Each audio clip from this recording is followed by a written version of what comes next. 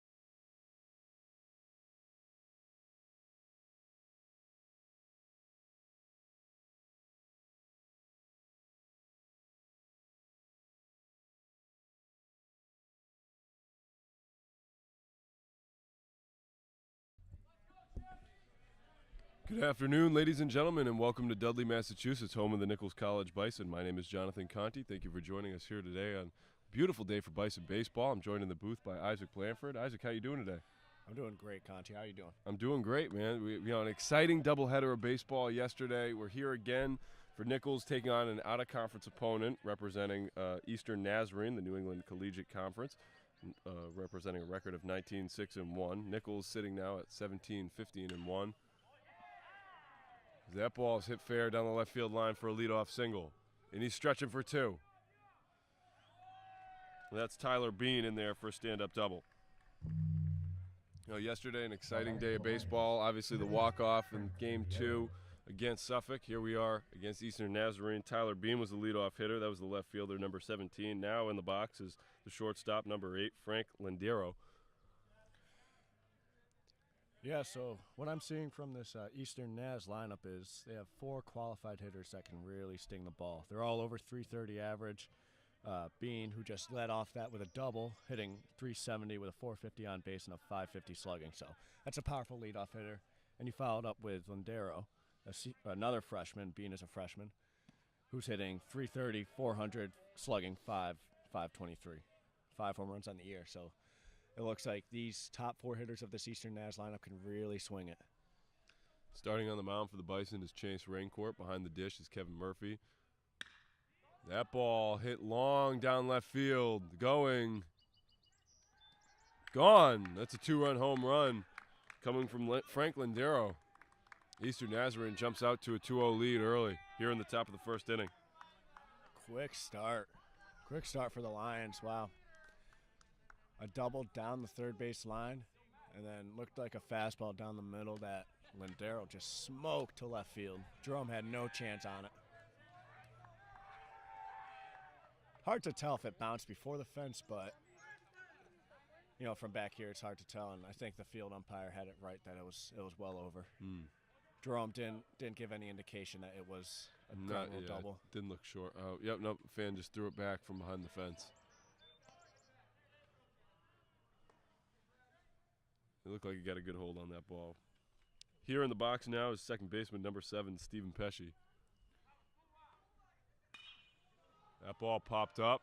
Look at a shallow second base. Ellis gives chase. Kleinhens comes in. Makes a good catch there for out number 1 at the top of the first inning. Yep, great job with communication there. If you tuned into our broadcast yesterday, we talked a little bit about that. That kind of Bermuda Triangle area, you lead to some communication issues between right field, second base, and first base, but Johnny Knox was traveling over from second. Will was able to get it from deep right, make all his way in, yelled it loud and clear, called for it, made the catch. I heard it all the way from here in the booth, so that was a great job by Kleinhens. Yep, assert your presence, You got to make sure that everyone that's around your area knows that you're there and that you're going for that ball, so there's no collisions like we saw yesterday. This is Shane McNamara now in the box. That ball hit on over to first. Ellis takes care of it, calls off the pitcher.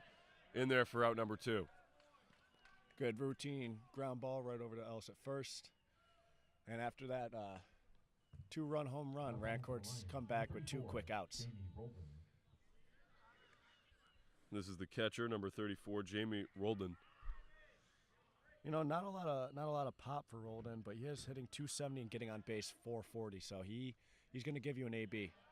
It's a foul tip, good for a strike from Raincourt. Not a lot of pop, but that is a violent swing, I got to say. That is. Raincourt not getting able to get too far into some of these pitch counts early on here. Let's see if he can do so. Yeah, and there's another swing. And good for Chaz. He's throwing strikes. He's putting it there and making these guys work for their hits. And as we were talking about, those top 4 hitters for the Lions, well, they're all done now. That was the top 4 in the order. Yep. So now we're working into the guys with all hitting below 300, but you can't try to take it easy because they're going to give you an AB. Oh. Well, I think it hit. Yeah, I think it hit Roldan, but the umpire said he leaned. Yeah, it sounded like he leaned. Well, maybe not, because that would have been a strike. So I'm not totally sure what happened there.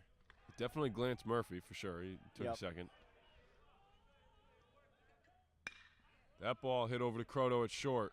He's going to deliver to first. In time now is for out number 3. That's how the top of the first inning ends. Eastern Nazarene on top 2-0. We get ready for the bottom first coming up next.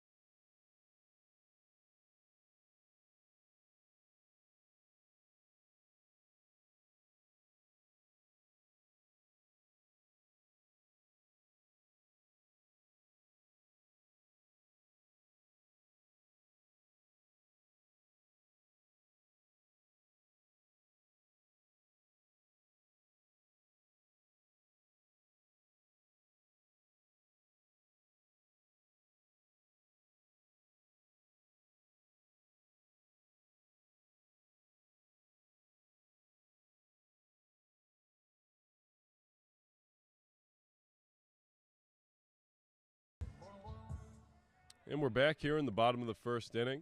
Nichols College trails Eastern Nazarene 2-0. Leadoff man in the lineup for the Bison is Ben Jerome, left fielder number 11. And starting on the mound for Eastern Nazarene is Briley Sider. Isaac, what do you got on Briley? Well, it looks like he's one of their main starters. Might be a weekday as that ball's hit hard to short, fielded on the hop, and that'll be a 6-3 put up. It came up on the shortstop there. Now batting for the Bison, Landero, number 5, but he was Nate able to field Cormier. it clean off the bounce off his own body and get it over to the first baseman for the out. Yeah, Cedar. So he's got 7 starts on the season. He's got a 1-4 record. He's also got 2 saves, 14 appearances, 7 starts, so mixed. 41 innings, 52 hits, 32 earned runs, 24 walks, 36 strikeouts. And Corm smokes that ball to left. Deep, deep, deep. To the wall. Cormier is going to be in there for a stand-up double. Looked like it almost would have went. Yeah, and I think he thought it did go too. You know, we've been doing that a lot. You see our guys think that balls are going. Been going a lot recently. Yeah, and then they kind of drop right in front of the fence. Yeah. Number 9, Johnny Knox. I mean, he ambushed that first pitch. Absolutely. And now, somewhat of a trend going on with not too deep into these pitch counts from both sides early on here. Yeah, Jerome was second pitch, Corm was first. Yep. Let's see if Johnny Knox can do something here.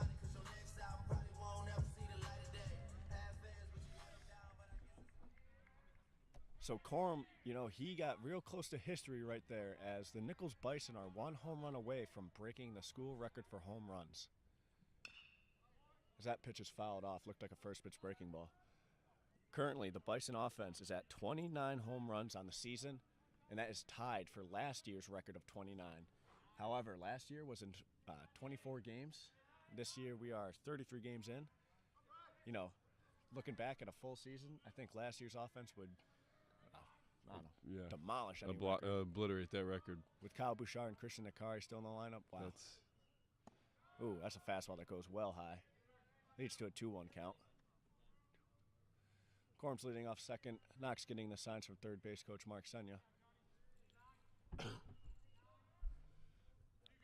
Cedars checking in for the pitch. Knox, one of the offensive leaders on this team, only a sophomore. Sees another breaking ball, rolls over to Landero at short, who misses it, gets into left. Corm's rounding third, heading for home. Knox is aggressive towards second, and Corm scores. Great job there. Great heads-up play there by Nate Cormier to recognize getting the extra base and then scoring. Number 8, Brennan Hyde.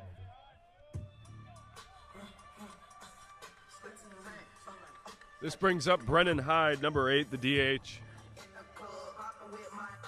Here with 1 out in the bottom of the first inning. Nichols College trails 2-1 here to Eastern Nazarene. Landero, the freshman shortstop, with 125 total chances, he's made 12, now 13 errors, sitting right close to a 900 fielding percentage. That looked pretty routine, and, we call him the Bison hop, so maybe that got to him there. Just looked like he just didn't give it his glove down enough. Yeah. Similar to the play that happened where he bobbled it. I feel like he didn't get very low. I know I'm not an expert, by the way, but I just remember in Little League, they tell you put your hand over the top of the glove and stuff like that. It didn't seem like he didn't. I don't think he did that. Yep, it's easier to work up because it's quicker to pull yourself up. So right. Work low to high. Another first pitch breaking ball to Brennan Hyde. He fouls it back for a 0-1 count. Knox switching spots with Corm now leads off second. That's another breaking ball. Hyde smokes in the center. Knox going to tag from second to third. And he's going to be up, no problem. So that's going to be a fly out for Brennan Hyde to center field. Brings up Brad Ellis, the first baseman. Who's theirs? Now batting for the Bison, number 2, Brad Ellis. No, there's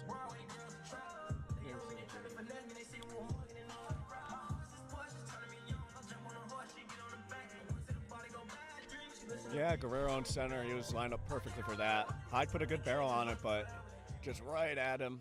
Leads to the second out of the inning. Knox is able to take third on that. Looking for something in the dirt here or maybe a hard line drive that he could score on. And there's Brad. Dropping it in. Wow. Brad Ellis, who's just been nothing but clutch this weekend. He is on one. I don't want to jinx it, but, man, Ellis has really elevated himself to one of the hitting leaders on this team. And there, it starts right there.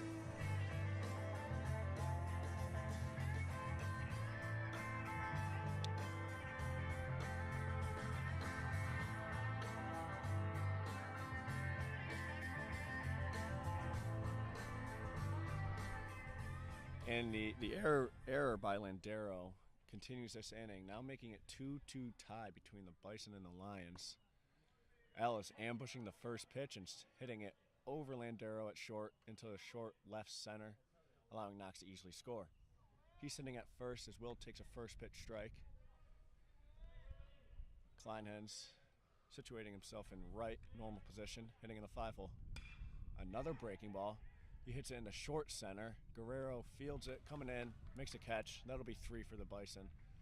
And that's how the bottom of the first inning ends. Score is now even at 2-2. We head to the top second coming up next.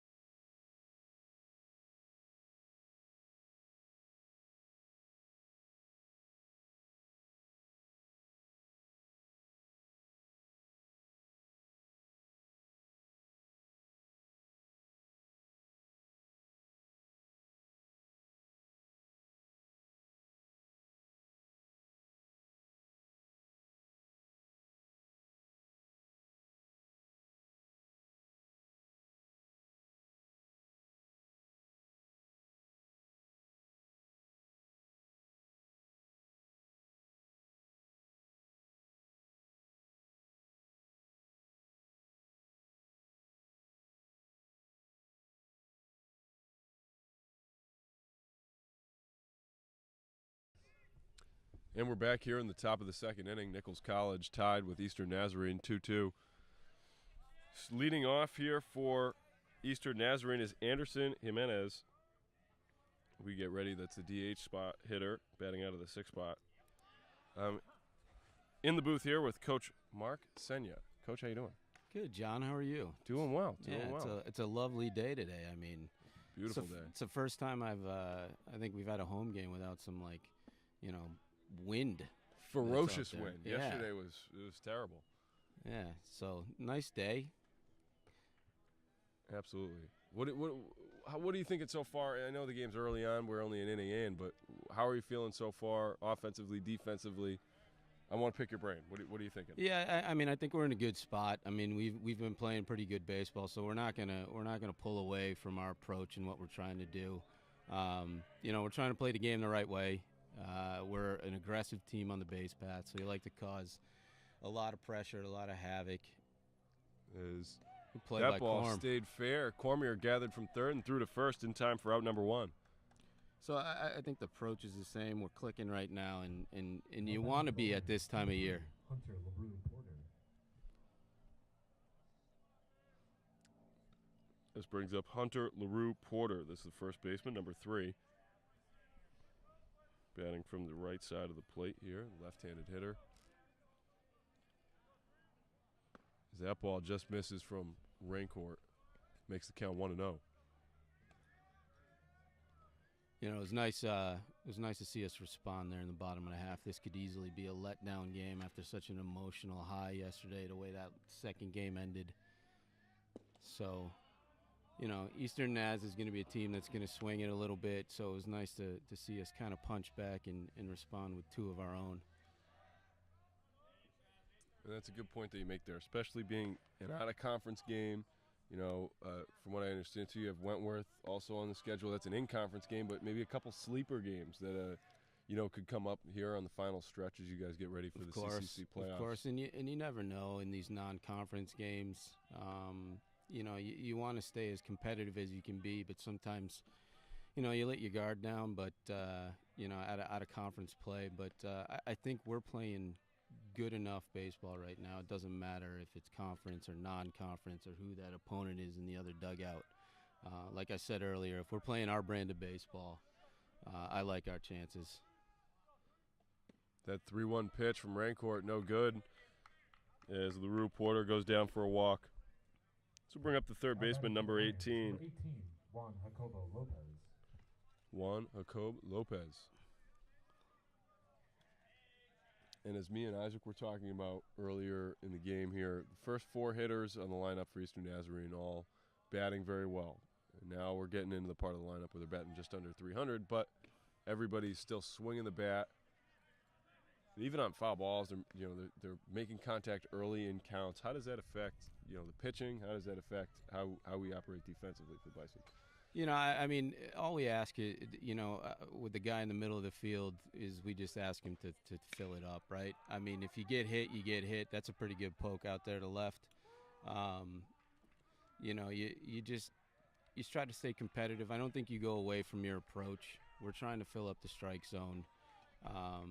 Looking at their scout last night, you can tell that they're going to be a team that's going to put a ball in play. So you just try to, hit spots and just, compete. This brings up the 9-spot hitter, center fielder, number 6, Brandon Guerrero. That will go down as a ground rule double. Like you said, that was a good swing, good hit. Ball just hopped over the mesh fence that's out there. And lovely mesh fence. Yeah, it's a nice one. It's good. Yeah. I've seen a couple guys now take a tumble over it yesterday. He had a robbed home run, an attempted robbed home run, and another ball bombed out there to Ben Jerome and left. He makes the play. Tag from third to home. No conflict. That goes down as a run for Eastern Nazarene. 3-2. That's a good piece at a Guerrero there. Like, he's got men in scoring position, looking to drive a ball, elevate to the outfield, and get them on the board. That's a great job of hitting. There's now 2 outs here in the top of the second inning. Brings up the top of the lineup, Tyler Bean. He had a leadoff double to start things for Eastern Nazarene earlier in the top first.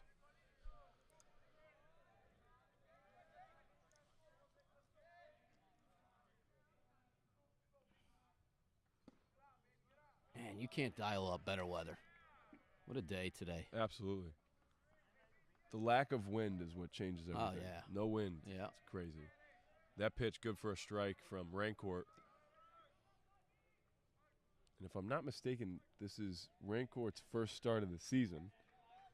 It is. It is Chase's first start of the season. And can I go as far to say this is his first in his career? Did he have a start last year? Do you know? You might stump me with that one, John. I think it could be.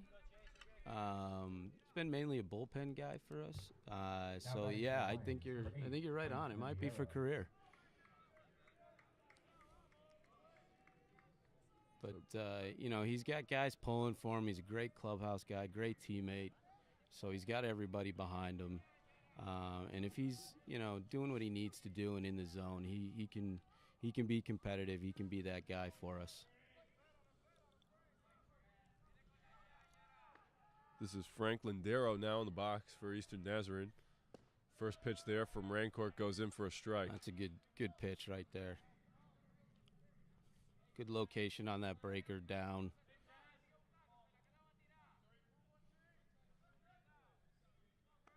Man on first and second for Eastern. That ball popped foul, makes the count 0-2.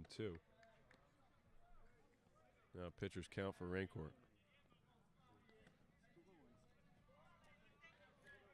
I will say, I know we have 2 outs, and obviously there can be still a lot in this inning here, as there's another base hit to right.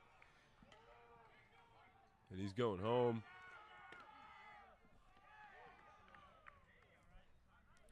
Just want to commend you guys. I think you guys do an outstanding job on your broadcast. I think you guys have put a lot of work and effort into it, and it doesn't go unnoticed.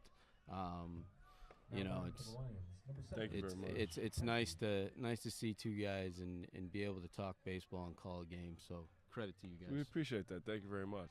That's on behalf of myself and John as well. And he's in the back over there. He's giving you a thumbs up, so he appreciates that as well. So now after that single, that'll bring in another run on the RBI to make the score 4-2 in favor of Eastern Nazarene. A lot of runs here early in the top of the second inning.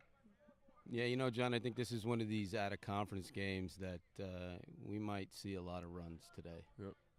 I think both teams swing the bat well. Both teams came off of, conference games yesterday. You're probably going in,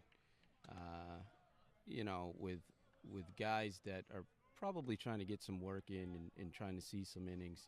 And when you have 2 teams that can swing the bat here, like, Eastern Naz and Nichols, I think we might see some runs. That ball popped up in the left center. Jerome giving chase. Neither one will get there. Victor scoops it up, throws over to Croto. Croto on the relay to home. Not going to be there.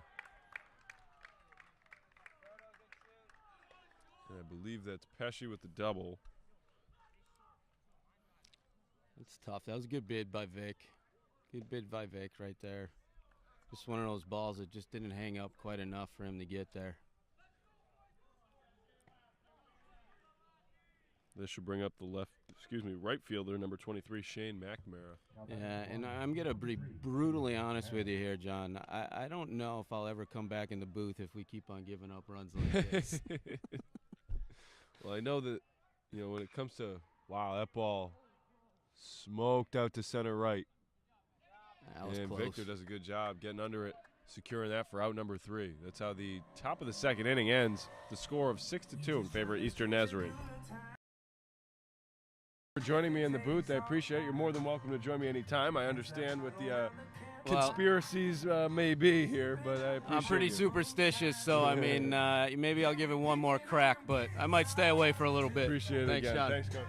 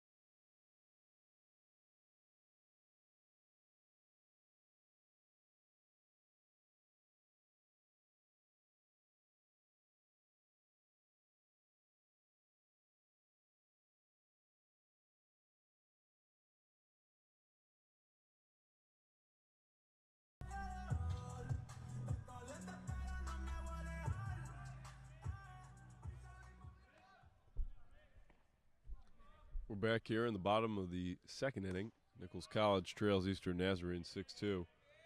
After a good inning there by Eastern Nazarene offensively, getting 4 runs across in the top of that inning. Leadoff hitter here for Nichols College is Victor Valentin, who's playing center field today. DJ Karen, typical center fielder, got the day off. So Vic handling things in center. And his counterparts there in the outfield, Ben Jerome in the left and Will Kleinhens in right.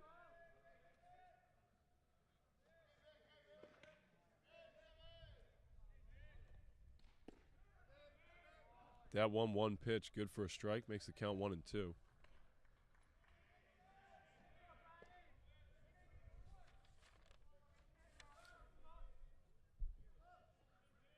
Here's the pitch from Sider. On a swing and a miss, he gets his first strikeout of the game. Now batting for the Bison, number 24, Kevin Murphy. Good AB by Victor. That brings up number 24, the catcher, Kevin Murphy.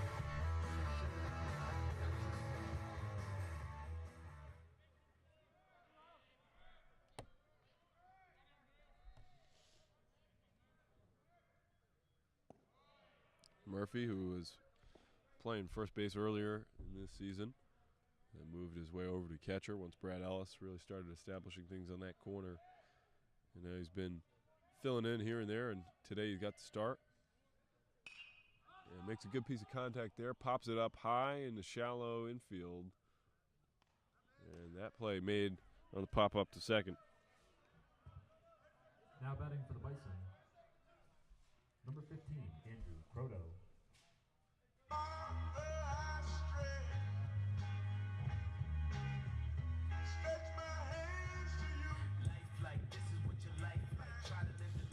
So Murphy on the pop-up, that makes it 2 outs here in the bottom of the second inning. Brings up Andrew Croto, who's filling out the 9 spot, playing shortstop in the field today.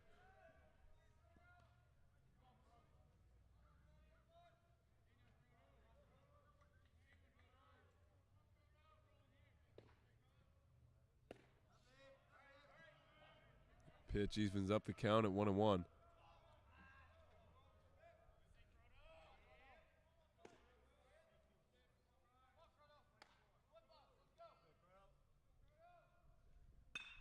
As Croto gets a piece of that in the left, and the routine play is made on the fly ball. That's good for out number 3. So quick 1-2-3 inning for Nichols College. We head to the top of the third inning. No runs get across. Score remains the same at 6-2. We'll be back after this.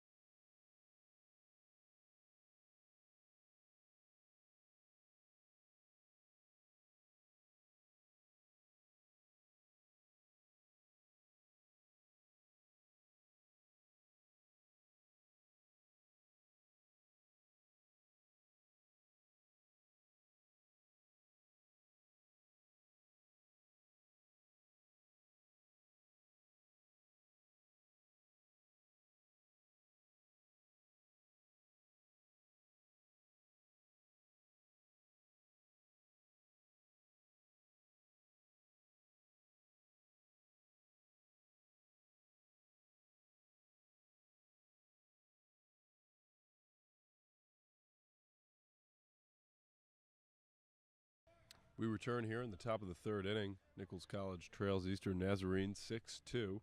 Leadoff man to start the inning for Eastern Nazarene is number 34, the catcher, Jamie Roldan. First pitch hits that ball into play on the pop-up to Johnny Knox. That's good for out number 1 in the top of the third inning. We have a pitching change for the Bison. Jack Cable replaces Chase Now batting for Rancourt. the Lions, number Cable, 2, the hard-throwing Jimenez. junior lefty.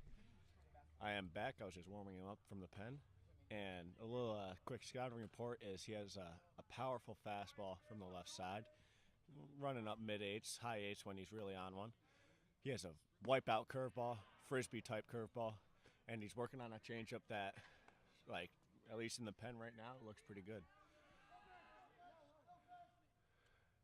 Well, you know, hitter wasn't calling time. I mean, Jack was going for the pitch. The umpire called it off, but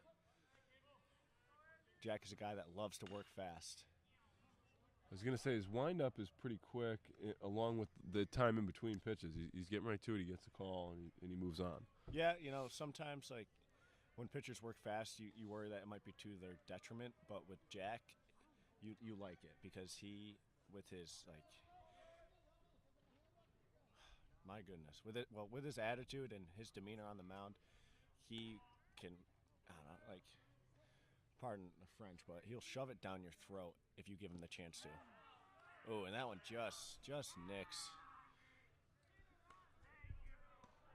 Just nicks Jimenez. I mean, Now batting for the Lions, number close 3, pitch, Hunter inside LaRue fastball. Porter. That'll bring up Hunter LaRue Porter after the hit by pitch on Jimenez. Now a man on first for Eastern Nazarene here with 1 out. Senior looks like he's getting a start. He started in 18 games, appeared in 18 games. It's a good lefty-lefty matchup for Cable here. Gets ahead with what looked like a curveball 0-1.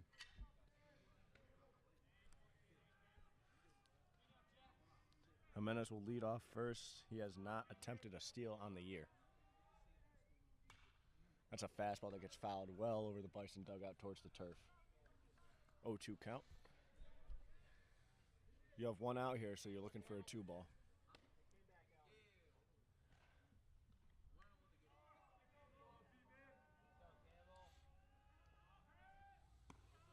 That's a curveball that he just couldn't get on top of, well above the zone. You had a pitch to waste. Goes to 1-2. See how he comes back here.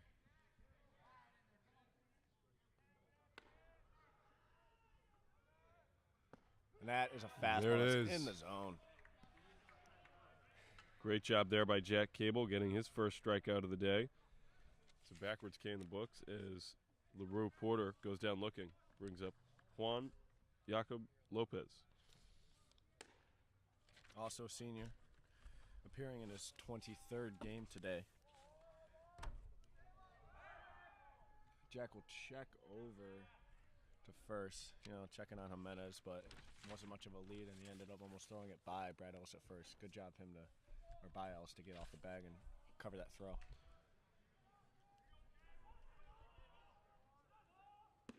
That fastball runs high.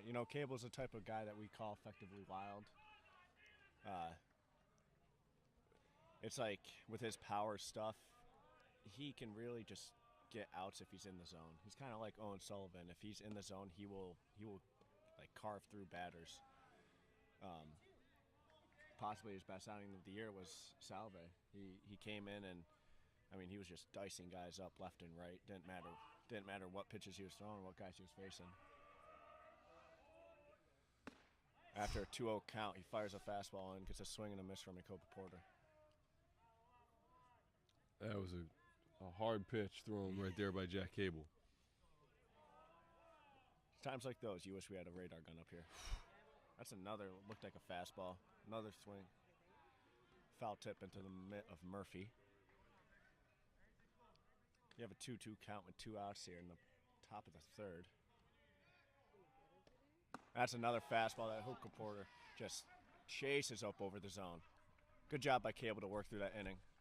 Absolutely. No runs get across. Score remains the same, 6-2. Nichols College. We'll be back with the bottom of the third inning.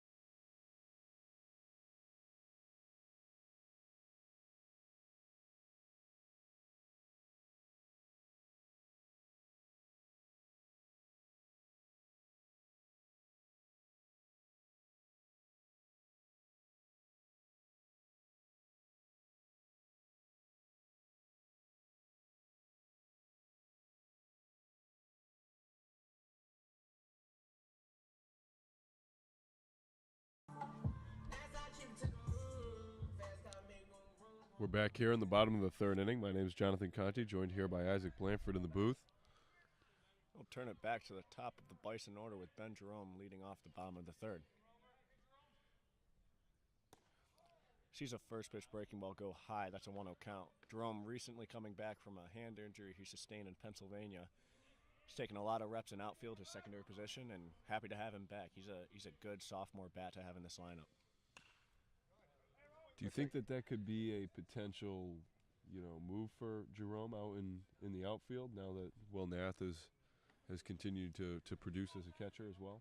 I think that the coaches really see that too because, catcher's a really coveted position, but when you have a prospect like Will Nath and you have someone like Jerome that does so well in the outfield, you hope that he can take that. He smacks that fastball back up the middle, gets by the second baseman, Pesci, and that's a single for Jerome. So good job to lead off this bottom of the third. Great job there by Now Jerome. batting for the Bison, number 5, Nate Cormier. It brings up the third baseman, Nate Cormier. And you have Valentin and DJ leaving after this year. Yep. So that leaves some openings in the outfield too. So I could very well see Jerome getting most of his time in the outfield and then covering some games at home, or catcher I should say, when you want to give Nath a break if he needs one. That's versatility, and that's a great young talent that we have on this team. Is you Absolutely. Got the middle infield, and you got guys like Jerome that could go from catcher to outfield seamlessly while supplying a very solid bat. Corm watches that pitch go by for an 0-1 count. He smacked the ball into left, nearly a home run for a double in his first AB. See how he continues it here.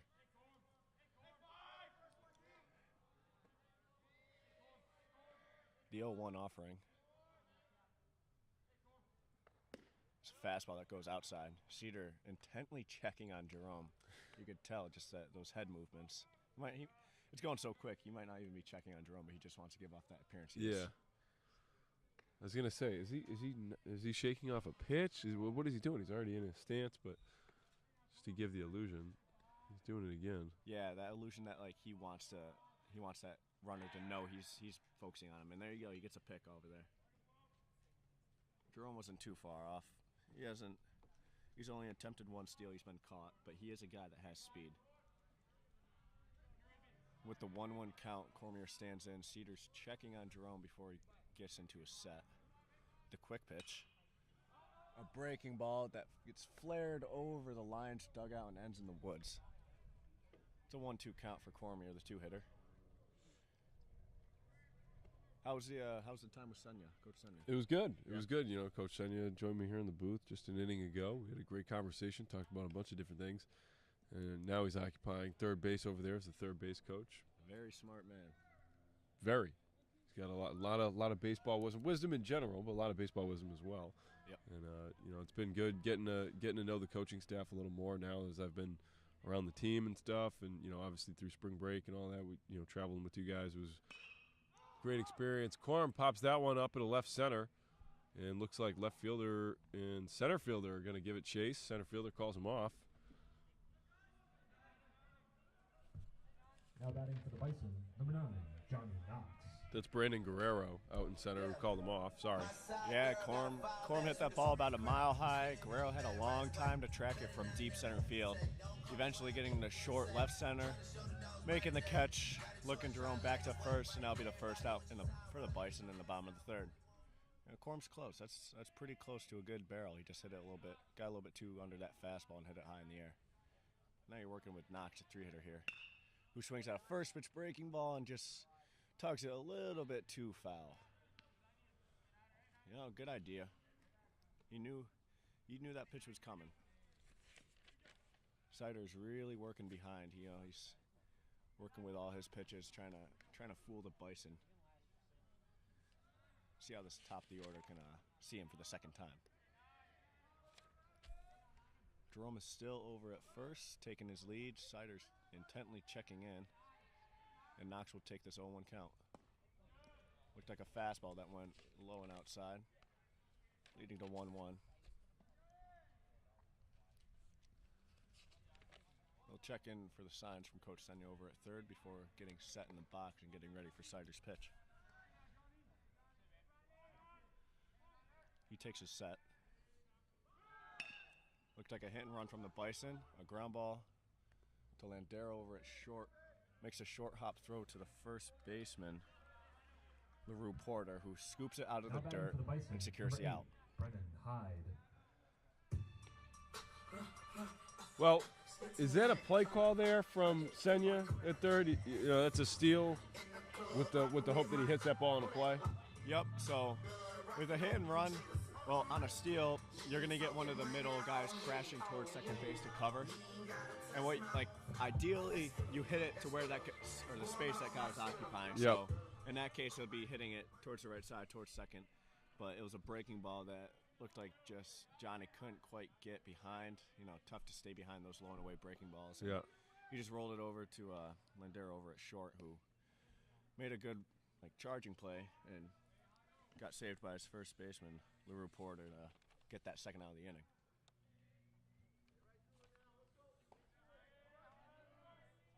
Nevertheless, Jerome will maintain, or not maintain, but advance to second on the play for Brendan Hyde, the four-hitter.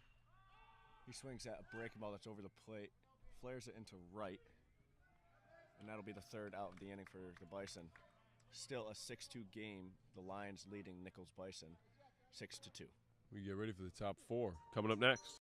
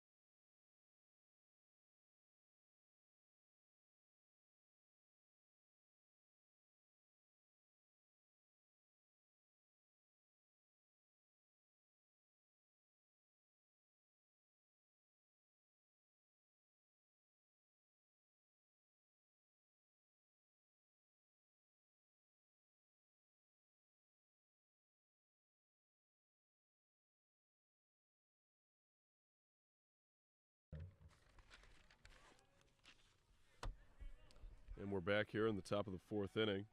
Leadoff man for Eastern Nazarene is Brandon Guerrero, number 6, batting out of the 9 spot today. Last time up, he had a sac fly that was good for an RBI. This time he puts a bunt down the third base line. Cable gathers and throws to first. Ellis unable to pick it cleanly, and he'll be safe at first on the leadoff bunt for him. Now batting for the Yep, Lions, that'll be a number single. He 17, had the bag. Tyler Bean.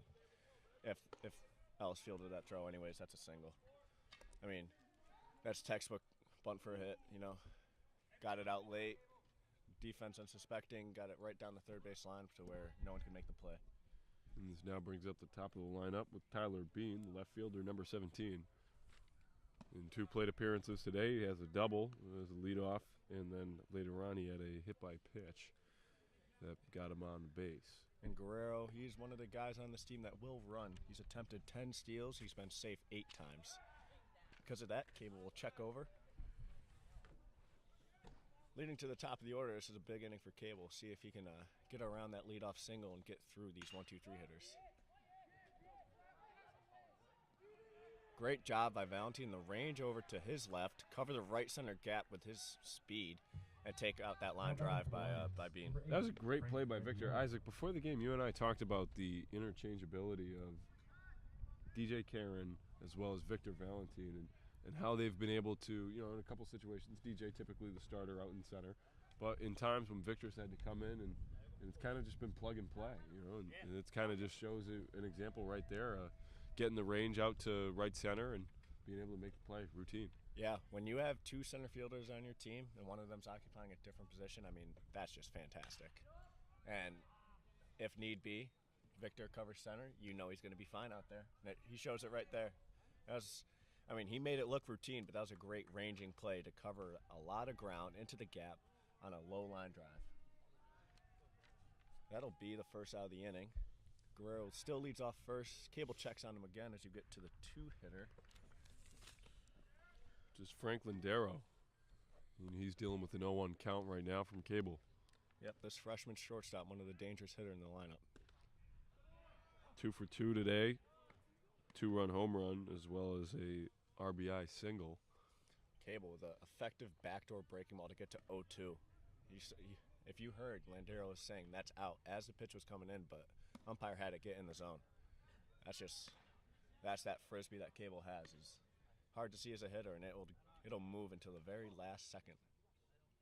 The fastball goes high to make it 1-2, but Cable's still in the driver's seat here.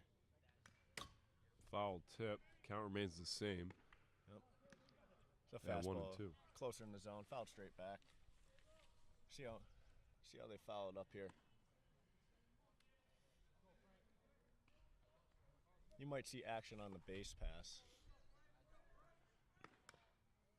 That's another breaking ball that Landero fouls towards the Bison dugout behind himself. Still a 1-2 count. Jack Cable working quick, as usual. Working with Murphy, the catcher. And there goes Guerrero. So that's a ground ball by Landero, back to Cable. He knocks it down with the glove as Guerrero was stealing. No chance for 2, but Cable knocks it down, gets the out at first. Now batting for the Lions, number 7, Stephen Pesci. Be a 1-3 put out. Yep. Oh, sorry. Yeah, I didn't mean to cut you off, but I just want to make sure I got it down. A 1-3 put out. All right. I like helping out with that. Cool. Kind of similar to the Bison in the last inning. You have the guy running and guy making contact, leading to a guy in second with 2 outs. As Guerrero takes the spot at second base, Pesci will line up in this third hole, take a first pitch breaking ball in the zone, first called strike. The 0-1 offering is a fastball low, turns to a 1-1 count. So let me ask you this, Isaac. How has it been working with Kevin Murphy? He's a grad player who's come in here from Eastern Connecticut. And, originally he's playing first base. Now he's playing some catcher. I had mentioned it previously before. He's kind of just gotten into the rotations. That ball hit over to short at Croto. He delivers to first in time for out number 3. How's it been working with Kevin Murphy as a older guy who's come in to help out the situation? We can get back to that next inning once we come back to the bottom of the 4th. Absolutely. We'll be back after this.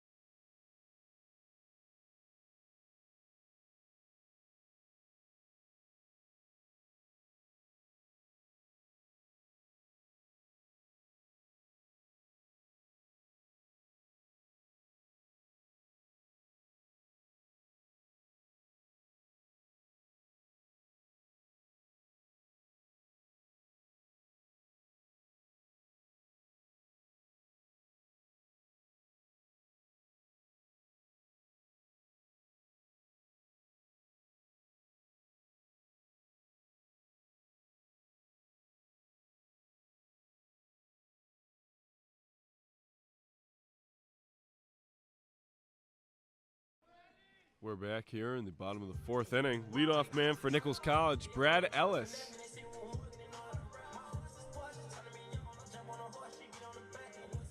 Ellis did a great job his last AB attacking the first pitch breaking ball and hitting it into left for an RBI single. Just staying hot. See how he approaches this AB here. But as that first pitch breaking ball goes out wide for ball 1, we'll get back to the point you were making in the last half inning. So Murphy, yeah, he's the transfer coming in, 5th year. He was a catcher coming in.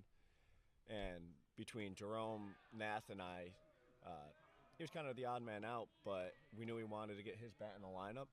And so he willfully and gladly took that opening at first base to work into that starting lineup. And as he struggled a bit this year, you've still seen him getting a lot of starts either at first or behind the plate, as this is his second of the year. And he's making do, But beyond just his what he does on the field, he's been a great leader for the team. Has a lot of experience. He comes in from a good program, and he's a good guy to help the team mature and get them set straight when we're kind of off our path. So a lot of the cases with those experienced transfers like we had with Jack Oren last year, it's the experience they bring in and the leadership that they bring in that's some of their biggest contributions. The 3-1 offering to Ellis goes high. Leadoff walk for Brad. Bringing up Will Kleinhans, the 5-hitter. So Brad just working on base. He's very, very high on base percentage this year, and he just keeps it going.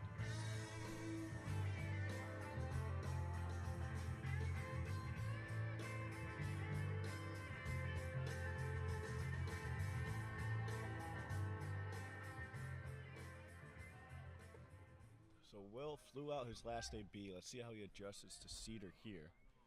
Ellis, not really known for his speed, but he's very savvy on the base pass, as we've seen this year.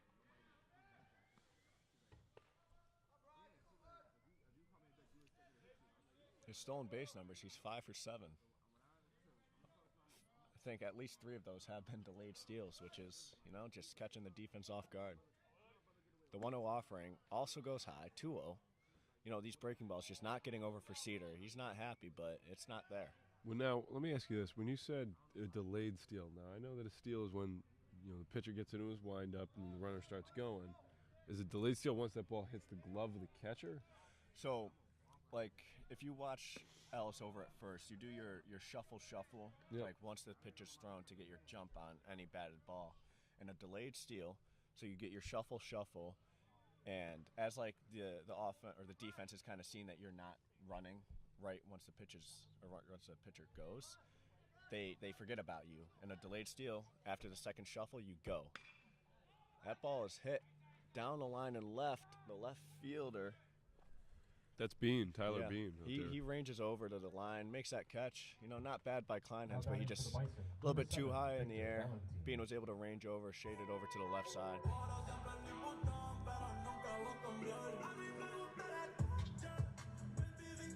Yeah, so the whole thing with delayed steals is you catch the defense off guard. That's the gist of it. And Brad's been very good at it. Like I said, you don't necessarily see him as a stolen base threat, being our first baseman, a little bigger of a guy, but he can move, and he really does a good job on the base pass for the Bison. As Victor watches a first pitch breaking ball get in the zone for an 0-1 count. With 1 out, you're more likely to see action on the base pass, especially as you approach the bottom of the order for the Bison.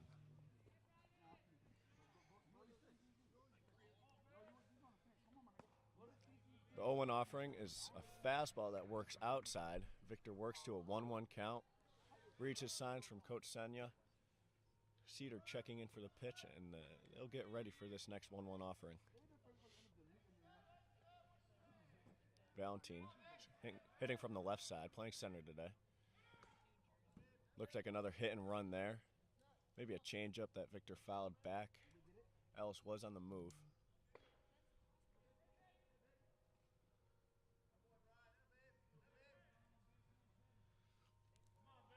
With the 1-2 count, you'll see Victor work here. Hopefully get this lineup turned over, get it back to the top. Let's see some offensive production from the Bison here. Cedar's going to do his best to quench that, though.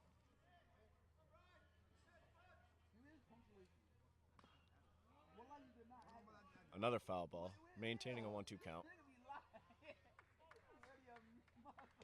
Nothing against Cedar, but he is looks like a junk pitcher, so he's going to throw everything he has at you.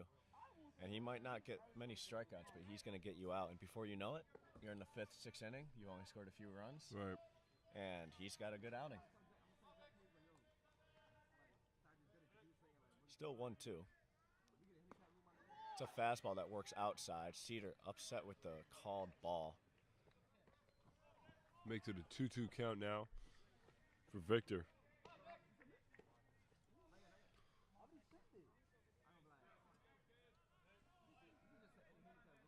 We do have a line warming up in the pen.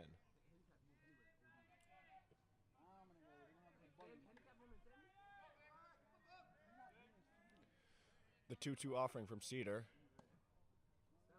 Not sure who called time, whether it be the catcher or the hitter, Valentine, but time was called before the pitch. That'll be no pitch. Still a 2-2 count. Brad Ellis is on first base.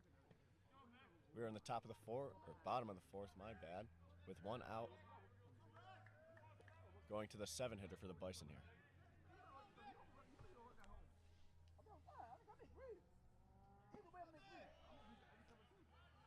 Another close pitch that Cedar, thinks he has. Kind of runs off towards the first base side. I mean, it'll work to a full count. Tight zone today. Don't mind it, especially as a catcher. Oh, yeah. You want to get those good pitches, but all in all, you want to see a consistent zone.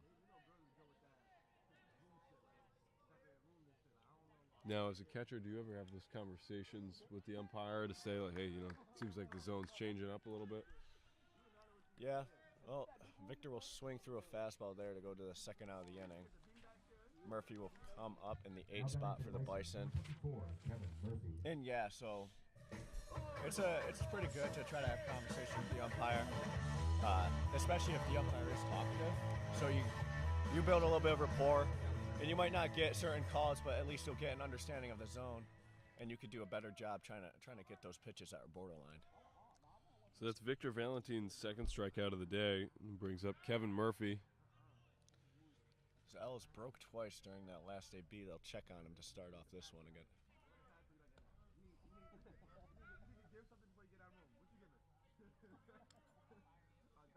Murphy wants to keep this inning going with 2 outs.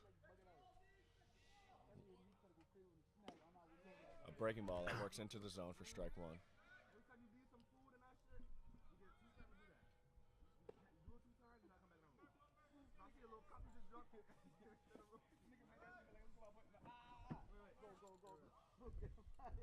Cedar checking on Ellis before he gets into his set. And there's the delayed steal. And Ellis will take the bag. The throw goes into center to Guerrero, but Ellis will not advance. Guerrero was right on that ball.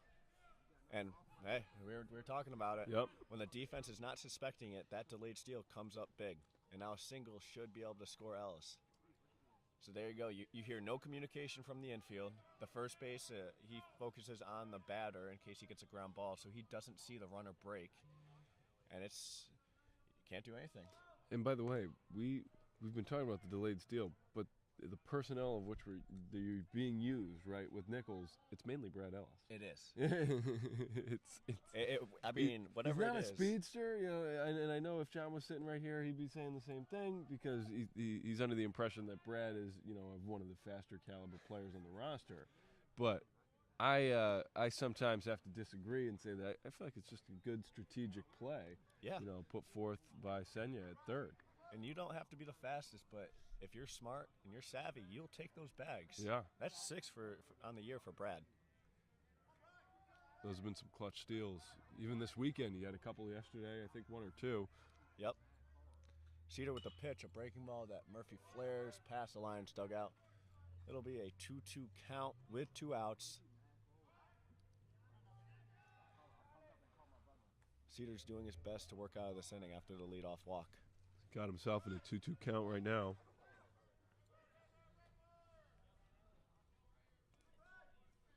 See how the veteran Murphy approaches this big AB in the bottom of the 4th. It's a fastball that Murphy grounds to Lindero over at short. The athletic play, and he's able to make the throw over to LaRue Porter for the 3rd out of the inning. And that's how the bottom of the 4th inning ends. We get ready for the top 5th coming up next.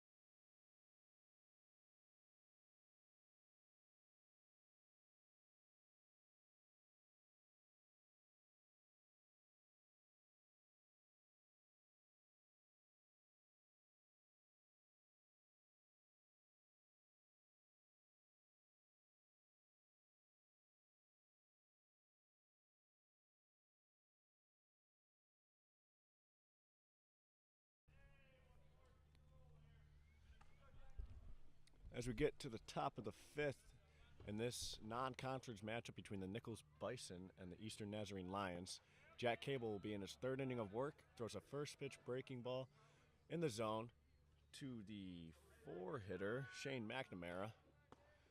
Throws another breaking ball, called strike, quick 0-2 from Cable. McNamara, hitting from the left side, is a right fielder for the Lions today. Cable works a fastball on the outer part, looks like it was outside, leads to a 1-2 count.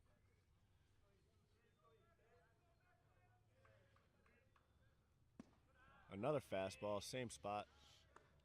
Go 2-2, McNamara working in AB here.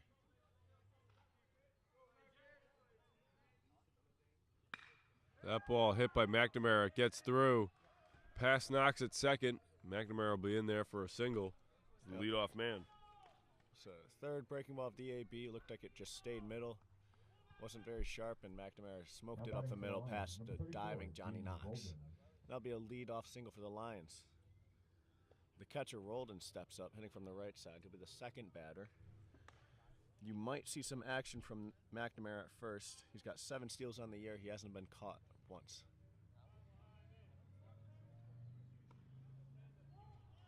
There he goes.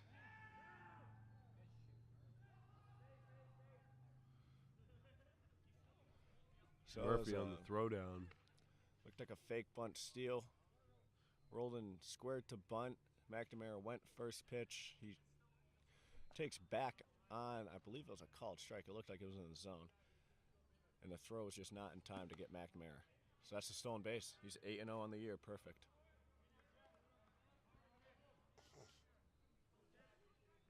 Maybe it wasn't. We have 2-0 here. Cable working in.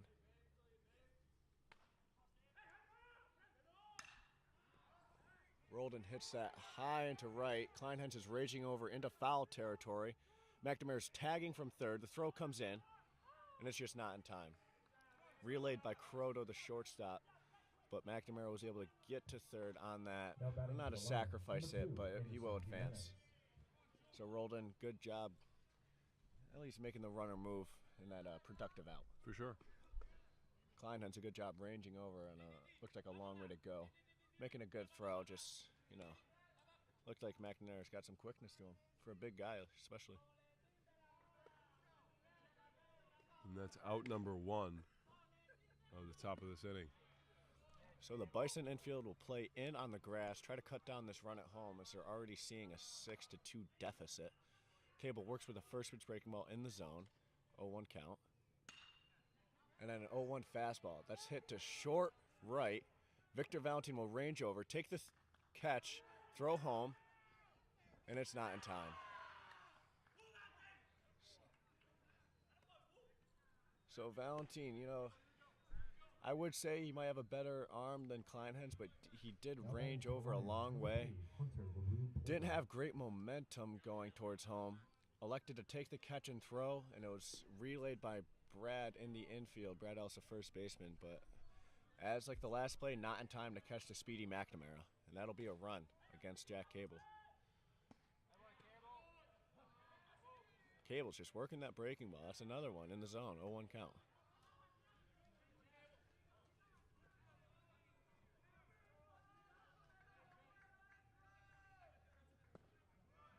There's a close fastball, but that goes low. It'll be 1-1. So in his 3rd inning of work, he surrenders his first run of the outing. He works here on the 1-1. Another breaking ball that works into the zone. A good lefty-lefty matchup for Cable here against LaRue Porter. I believe he struck him out his last time he faced him.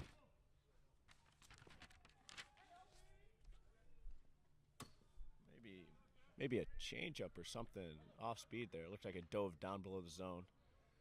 Got by everyone, hit the backstop. Lead to a 2-2 count in this top of the 5th.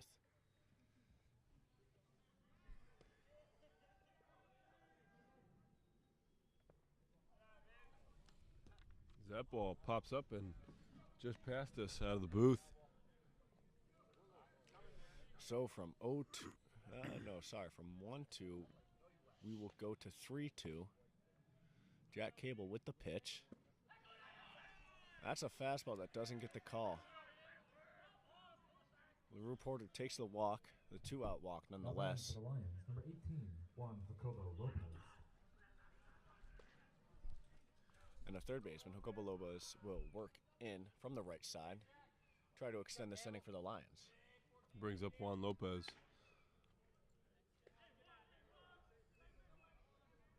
After LaRue Porter able to draw the walk to get on first, that ball fouled off and out of play. Good for strike one.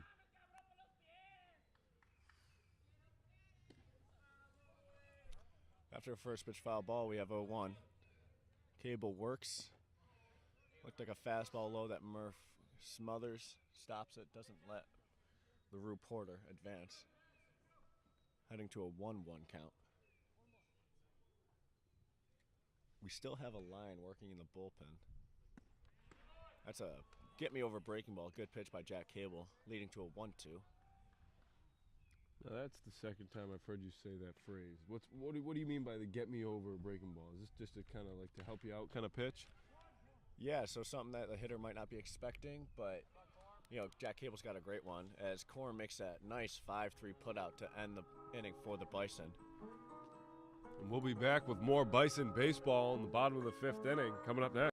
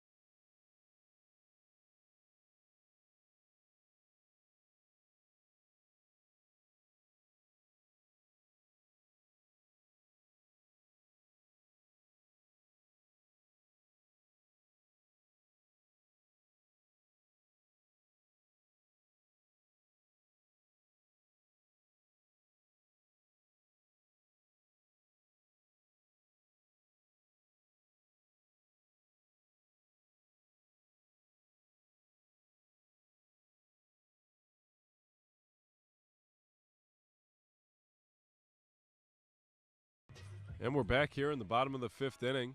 One beautiful Dudley, Massachusetts. Eastern Nazarene leads by a score of 7-2 over Nichols College. Starting off the bottom of the fifth inning is Andrew Croto, occupying the batter's box, number 15. He will be the 9-hitter for the Bison. We'll see Ben Jerome, the leadoff, on deck. And we do have a new pitcher for the Eastern Nazarene Lions. It'll be Spencer Boynton, I believe I'm saying. So he looks like he's one of their main starters. 9 appearances, all 9 have been starts. In 48 innings, he's given up 43 hits, 23 earned runs, 32 walks, and 71 strikeouts. That's to a tune of a 13.13 K per nine. That's elite. And a 4.25 ERA, also pretty good. So I would bet that Boynton is one of their top starters on this staff. And he comes in the 5th inning against the Bison to maybe go the last 5 if he can. He has some electric stuff. And that's a mean fastball that rides into the zone against Croto, making it a 2-2 count.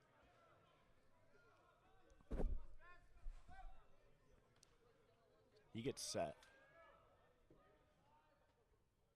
And that's a fastball that rides high up near Croto's eyes.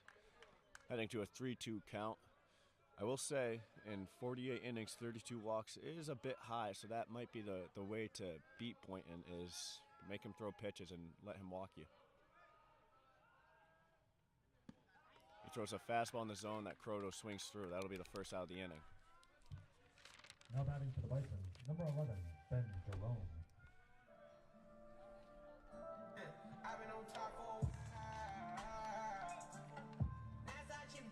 So there you go, Isaac. You know, the guy you just mentioned with all the strikeouts to his name leads off his first at-bat there with the strikeout. Yeah, and he's only a freshman, so that's looks like Eastern Naz has quite the young pitcher on their staff. As Jerome swings through a first pitch fastball to make it an 0-1 count.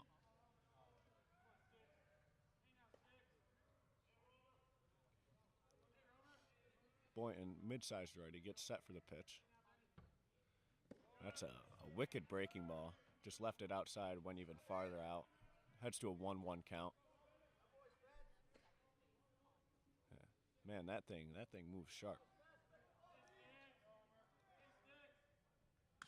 Another fastball that Jerome fouls off to the right side. And there's no play for the right field or the first baseman. McNamara couldn't quite get over. It'll be a 1-2 count to the leadoff hitter, Jerome. You'll have Nate Cormier on deck with Johnny Knox in the hole if this inning were to continue all the way.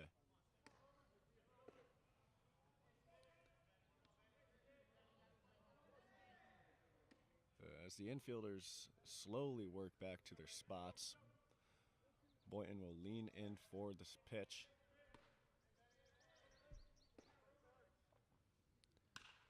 That's another breaking ball. Jerome sees it high and fouls it to the right. He's having a fight here for this at-bat.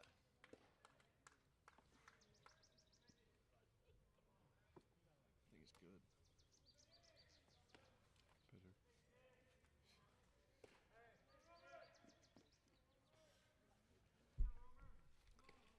good. The 1-2 count now for Ben Jerome.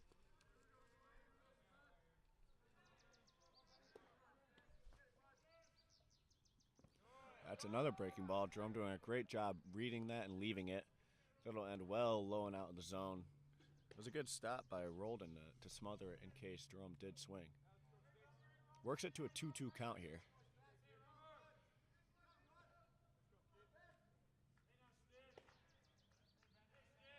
The set and the pitch. A fastball that goes high. Working to a 3-2 count here. A good battle between Boynton and Jerome. The righty gets the pitch he wants, gets into the set. And another fastball that goes high. Good job by Ben Jerome to work that walk, get on base for the two-hitter, Nate Cormier. Now batting for the Bison, number 5, Nate Cormier. Got a lot of pitches out of that. Yep. Not only did he work the count, he worked the whole at-bat, you know? And even Croto, I mean, ended with a strikeout, but he worked a full count. Yep. Little less of that whole idea we had a little earlier going into the game where guys were getting 2-3 pitches into the at-bats and you know, the ball's hitting the play. Now that we've really settled in, you're getting your 6-pitch at-bats, 7-pitch at-bats. I'm sure the Bison offense has looked at this guy's scouting report and noticed that he might be a little wild.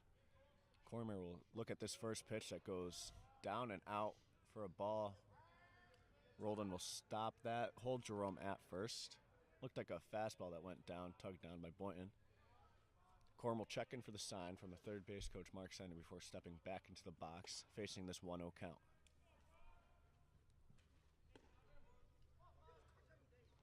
As I look over, it appears we have another line warming up in the bullpen. Cormier will beat that into the ground. The third baseman works over, and Nate Cormier, with a hard 90, beats out that slowly hit ground ball that Jacobo Lopez just couldn't quite get the throw on. I mean, he did everything he could over at third. He got up to it, fielded it, quick throw, but Nate Cormier, one of the fastest guys on this team, will beat that out.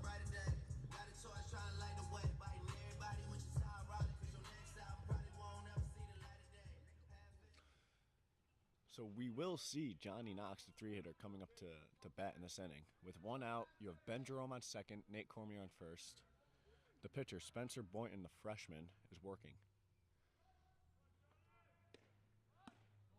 Knox squares the bunt, but watches that fastball go well high. Quick pullback.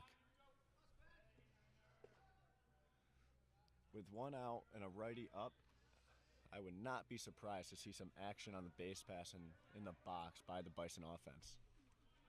Get a potential bunt maybe by Knox? That or maybe another hit and run, as we've already seen a couple. It won't go there, and that's good that they didn't, because that'll be a wild pitch by Boynton that goes to the backstop. Now we got second and third, one out. Johnny Knox is working in a good situation for him, and this is pivotal. If the Bison offense can get runs here, they'll start working back to this 5-run deficit and give themselves a chance to win this game. But as of now, the Lions have the lead.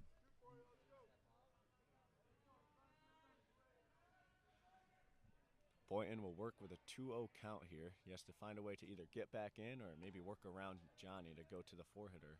Dangerous Brennan Hyde. That fastball will be grounded to Lindero. Well, some controversy there. So Lindero charged on that ball, made the short hop throw to LaRue Porter. The Bison first base coach, Matt Johnson, and Johnny Knox are arguing that LaRue Porter came off the bag to field that short hop, and the umpires will conversate over it. And Knox is not going to come off that first base bag yet. No, so that's a difficult play. I mean, good job by LaRue Porter to handle that short hop. The run does score, no matter what, so Jerome will score. And the call will stand. The home plate umpire confirms it. And Johnny Knox will be called out on the 6-3 put-out RBI with the run scoring.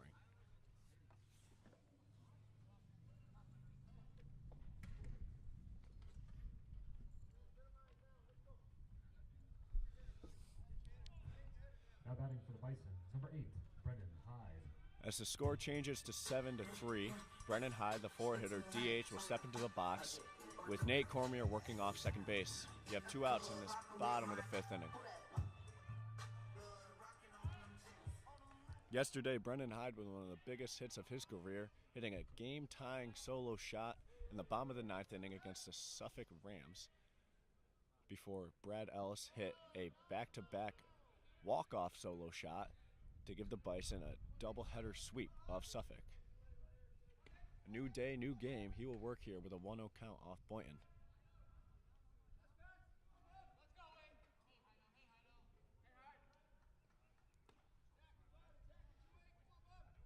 With speed on second, you'll likely see him moving on any single into the outfield.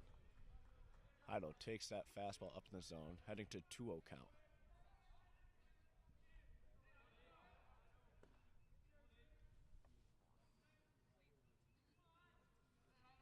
Cormier's going to take a big lead off that second base bag. Nobody threaten and hold him.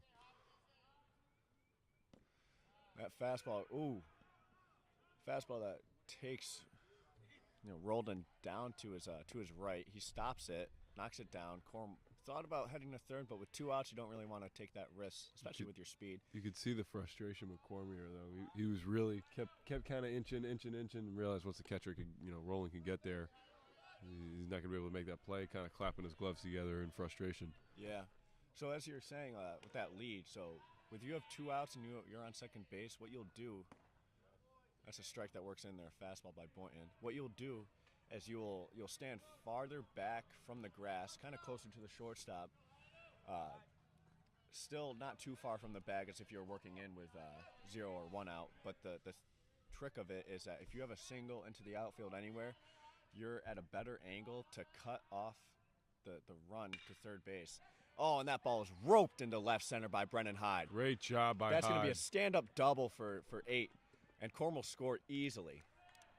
On a 3-1 count, Hyde saw his fastball, roped the ball into left center, and that'll be a 7-4 game. Eastern Naz is still leading, but Bison have taken 2 in this bottom of the 5th off the new pitcher Boynton. Similar trend for Nichols College. You know, starting pitcher, right when they saw him, they were able to go out against, that was Sider, who started the game, get 2 runs early against him, and get another 2 runs here against Boynton pretty quick. Now it's just going to be a matter of consistency throughout the rest of this game. Well, we do have a line warming up in the pen, and as the coach comes out to talk with Boynton, we'll see if it's just a conversation or if it's a pull. Might be just to buy him some time in the pen to keep getting him warm. That is a good point.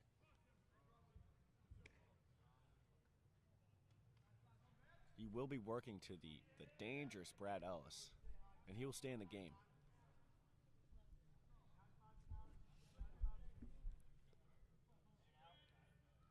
Brad Ellis has taken the lead on the Nichols Bison offense for average as he has started hitting over 400, hitting at a 403 clip, even higher today with his 1-for-1 game.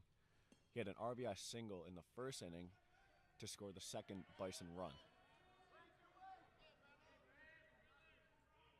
Boynton will work here to a fresh count.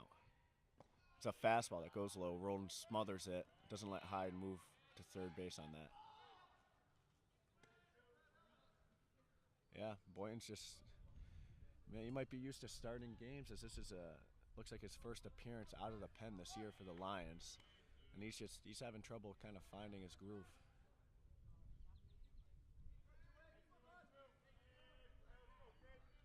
The 1-0 pitch. It's a breaking ball, wicked breaking ball to say. Wow. Even from back here, you can see how much that moves and how sharp it is. It'll be a 1-1 count. If I'm Brad Ellis, I'm trying to hit that fastball because that's going to be a difficult breaking ball to really put in the outfield. You think he goes with the fastball here? He does, and it goes high. Brad Ellis will get to a 2-1 count.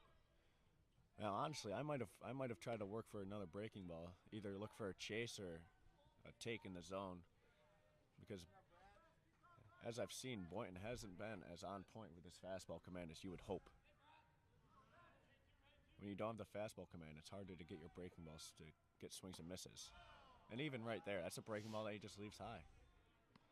It'll be a 3-1 count for Brad Ellis. Looked like for a second it could have dropped down into the zone, but just a little too late. Yep, left it up a little too high. Brad was fooled, but with a 3-1 count, maybe he can switch spots with Brennan Hyde, who, in his 3-1 count, roped a double to left field. Right. The pitch. It's a fastball that goes low. Brad works his second walk of the game. This will lead to the 5-hitter, right fielder Will Kleinhans. It was a great job extending the inning here for the Bison, getting men on first and second. And now Will Kleinhans up to the plate.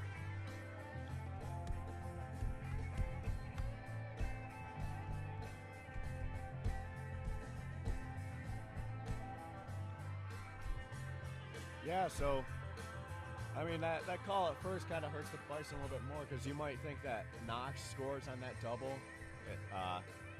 and you still only have 1 out, but great job by Brendan Hyde and Brad Ellis to continue this inning. We'll see an offensive meeting between third base coach Mark Senya offering some assurances to Will Kleinhans. What's that conversation consist of? Likely, just look at how this guy's been wild, try to get yourself in a fastball count, and if you get it, be on time and smoke it.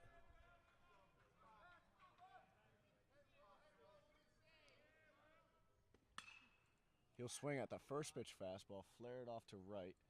It'll be foul. Head to an 0-1 count. Kleinhans is 0 for 2 on the day with 2 flyouts. 1 to center, I believe, and 1 to left. He is facing Boynton, though, for the first time.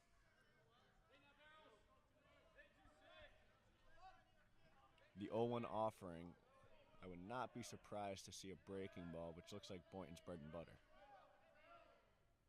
And there it is. Great job by, wow. Great job by Roldan to stop that wicked breaking ball and smother it.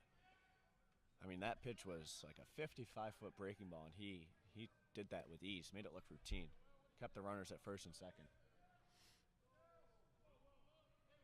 You know, it's tough when you're back there as a catcher and you get a wild pitcher. It's real tough to kind of rein them in. Now with the 1-1 pitch.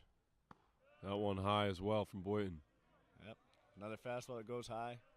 Kleinhens is in his favorable count here. You want to see the junior outfielder do some damage.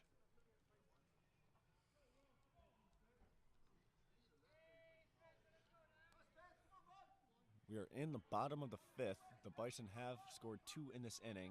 Will Kleinhens is looking to extend it off the new pitcher, Spencer Boynton. The 2-1 offering is a fastball that works low and outside into the zone, though. 2-2 count. It's a great pitch. I mean, he's having trouble commanding, but right there, that's pinpoint.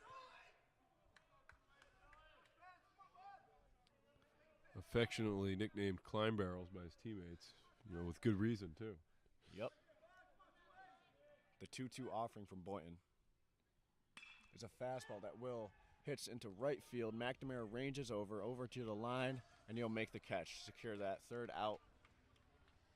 So after 2 runs get across for Nichols College, the score is now 7-4 in favor of Eastern Nazarene. We head to the top 6th next with more Bison baseball.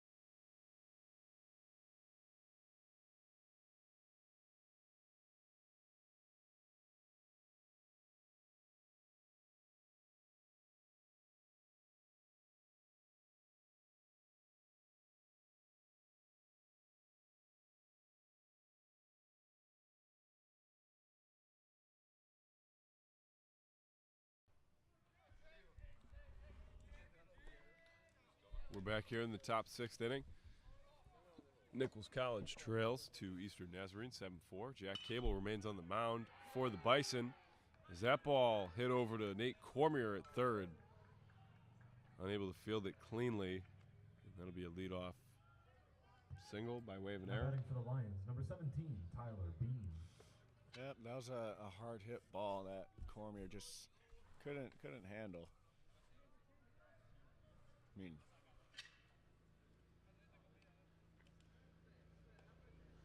yeah, Guerrero, attacking first pitch off Cable and smoking that ball. It's a hard ground ball to handle nonetheless. The leadoff hitter, Bean, will flare that past the line dugout for a foul ball, heading to an 0-1 count. Jack Cable's in his 4th inning of work.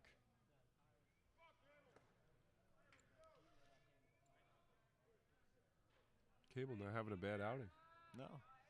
Like last inning, though, the leadoff guy is on base, right? Bean squares to bunt. You need the offense sees that. So I don't know if that was for a hit or maybe some type of sacrifice, but he squared right on leg lift. Jack Cable ended up picking over, so it works out for the Bison. Now they know something's happening. Might see Guerrero move. Instead, it's a fastball that gets down to the dirt. Murphy stops it to keep it close enough. Guerrero remains at first.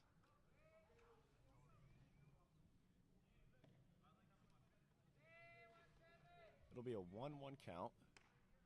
The breaking ball works low. Murphy smothers it. Good job by him back there. Should make it a 2-1 count.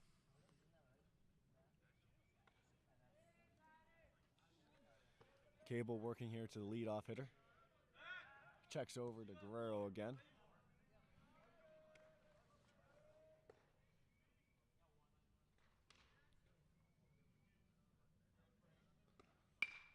And Bean smokes that ball into left center.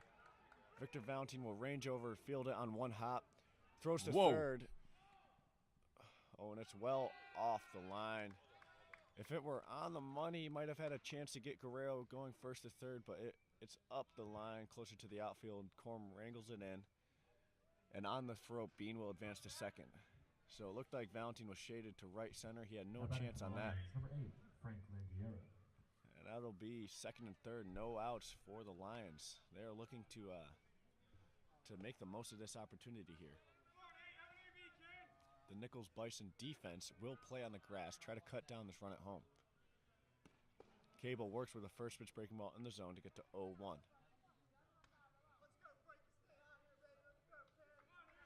Landero, the shortstop, works in.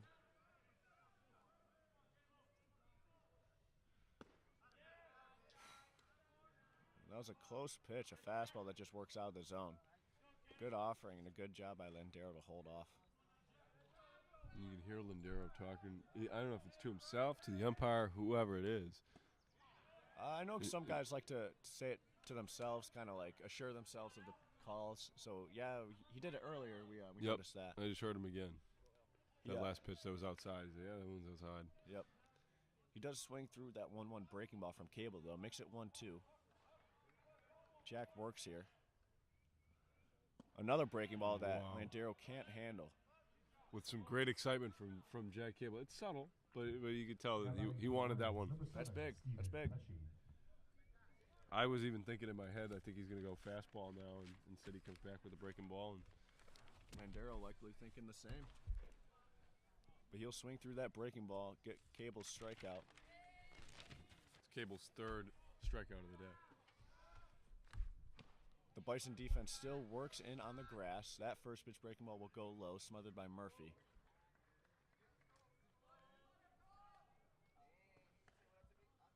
And now we will work to the second baseman, Stephen Pesky. Another breaking ball goes low. Murphy smothers it again, much like the first pitch. Heads to a 2-0 count. So now Pesky will looking for that fastball.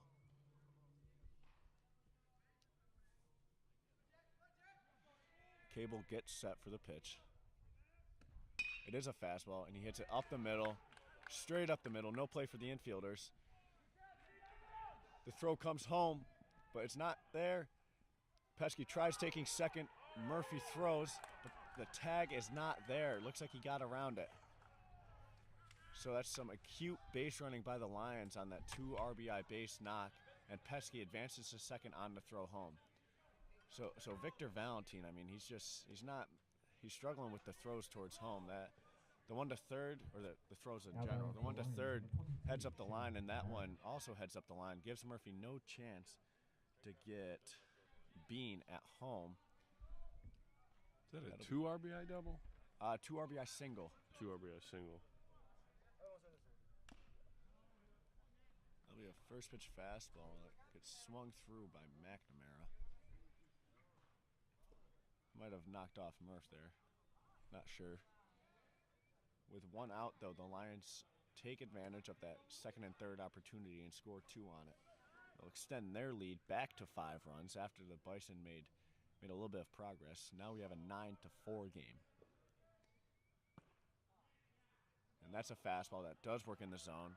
Outside half, good pitch by Cable. McNamara will be facing a 1-1 count. Lefty on lefty matchup. He hit a single in his previous AB on a curveball from Cable. That fastball works low, heads to a 2-1 count. McNamara, tall lefty. He's one of these leading hitters on this Lions team. Slugging close to 600 so far.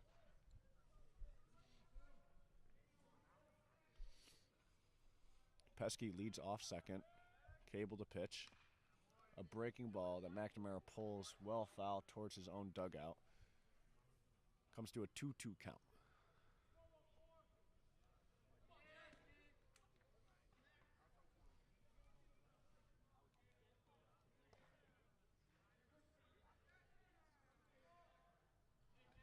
Cable gets set, ready for the pitch.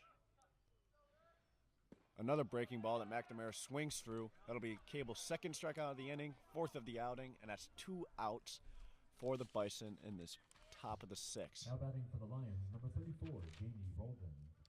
And just to point out, too, Cable has 3 swinging strikeouts and 1 that's just going down looking. So he's getting these guys on some of these off-speed pitches, changing up the pitch selection here in a way that's really kind of giving these Eastern Nazarene guys some difficulties here in the batter's box, which is only beneficial to Nichols. Yep. That just highlights how hard to hit Cable stuff is, especially that wicked curveball he has. So McNamara hit it in his previous AB, but he couldn't adjust there, and he swings through it. There's another breaking ball. Gets over the plate for an 0-1 count to the catcher, Roldan. It's a fastball that he smacks into right field. Will Kleinhans will range over to his right. They'll have no play on Pesky at home. The throw comes into second. It gets by Croto, but Corm will be backing it up. Hold Roldan at first, but that's another RBI. That's 3 runs in this inning. And Tim Mayles walking out to the mound. You might see a pitching change here. On the 0-1 count, he tried to get a fastball by Roldan, but he was ready, and he smoked it into the right center gap. And that's the pull. Dugout comes out to greet Cable. And we will see Pat Doyle, the freshman righty, coming in the game to replace him.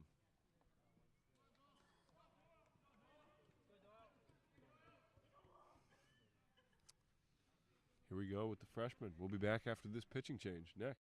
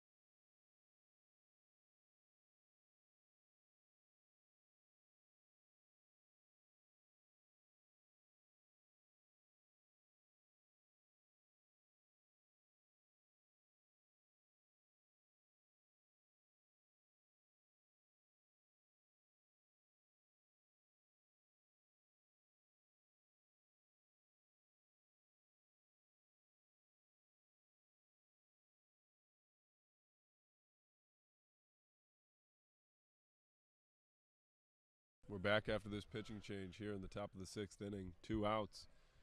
Nichols College in the field. Patrick Doyle replaces Jack Cable on the mound. Pat Doyle, working in his 10th appearance. He has 1 start. It was against Clark University. And other than that appearance, he has been a great relief pitcher for the Bison. He has a 4 ERA, mostly spiked by that Clark appearance. In 11 innings, he's given up 12 hits, 5 earned runs, only 1 walk. That's what you like to see. 16 strikeouts. I mean, a 16-to-1 strikeout to walk ratio is extremely good. You love that. And that's why I like to say Pat Doyle is one of the freshmen with some of the highest potential. Because as a freshman, to do that, that's elite. How many strikeouts did you say he had? 16. Wow. In 11 innings. And That's effective. He's not a guy that really has, amazing stuff, but he works great with the spot he wants, so he can put that fastball low and away. He can put that fastball in, put the curveball low and away, and he's got a changeup too. He's quickly 0-2. to Jimenez, the DH. He'll foul that ball off himself. Remains 0-2 with 2 outs. Roldan, who just had the RBI single to score Pesky, remains at first. Pat Doyle, the young righty freshman, was working quick.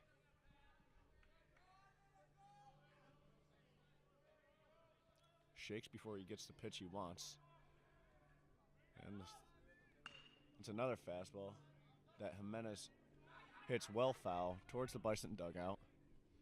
Remains 0-2. You want to see something out of the zone here. You want to see, a potential chase pitch.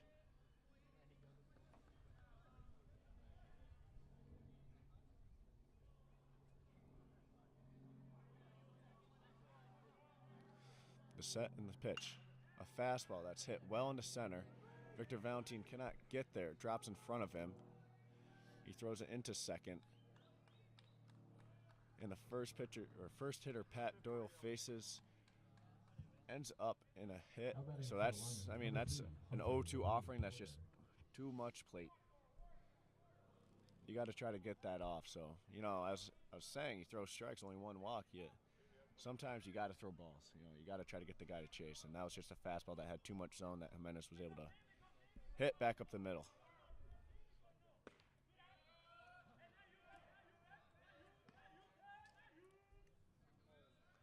He faces LaRue Porter, the first baseman. He had a tough time with Cable. Struck out, but he did walk in his second appearance. Pat Doyle gets ahead of him 0-1. Looked like some sinking fastball or changeup hit over to Knox, and that'll be a 4-3 putout, but not before the Lions put up 3 in the top of the 6th to make it a 10-4 games. Eastern Nazarene leading Nichols Bison. Yeah.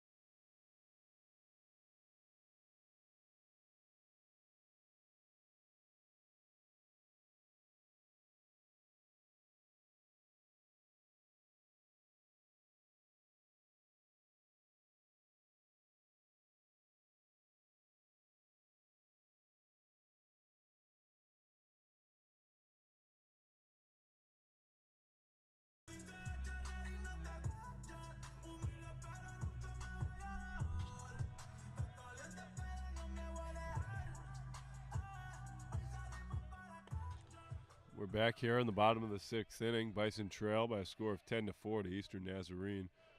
Victor Valentin's the leadoff hitter. Isaac, what do you think? Well, it'll be a tough AB for Victor as he's facing a new pitcher, a lefty, senior Morgan Wiest. He has 9 appearances on the year, 8 starts, so he's another one of the Lions starters. He's got 53 innings on this year, 45 hits, 25 earned runs, 22 walks, and 55 strikeouts.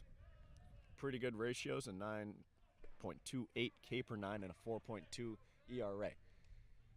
It'll be a 1-1 count to the 7-hitter Valentin. And this is a lefty-lefty matchup that you like for the Lions.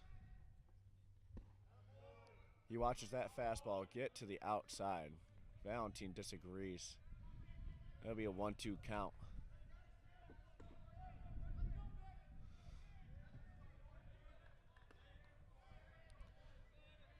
Weist has 2 complete games on the year. Obviously, he's not starting, but he is able to go the distance.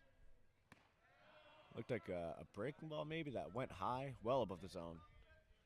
Valentine working to a 2-2 count here. And as the Lions got 3 in the top of the 6, you need to see a response from the Bison.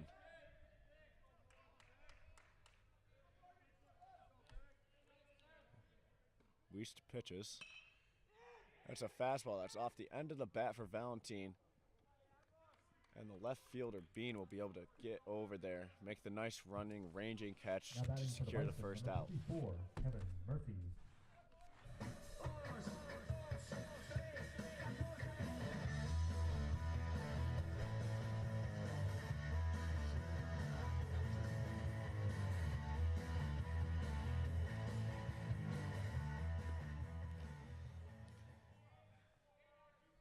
It'll bring up the 8-hitter, Kevin Murphy.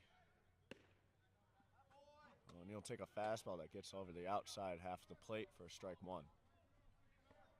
And Valentine may be disappointed in the day so far. It's been tough.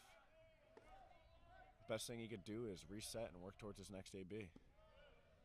Murphy 0 for 2 today with a fly out and a 6-3 putout. See what he can do here on a 1-1 count with 1 out here in the bottom of the 6th.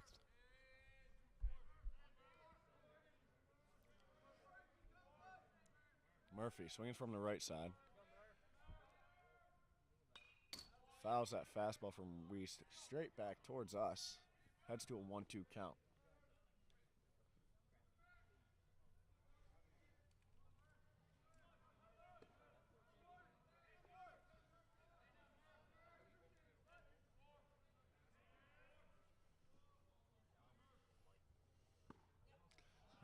Not sure what that pitch was. It didn't look like the same fastball that he'd just thrown, but regardless, it remained high and leads to a 2-2 count to the catcher, Murphy.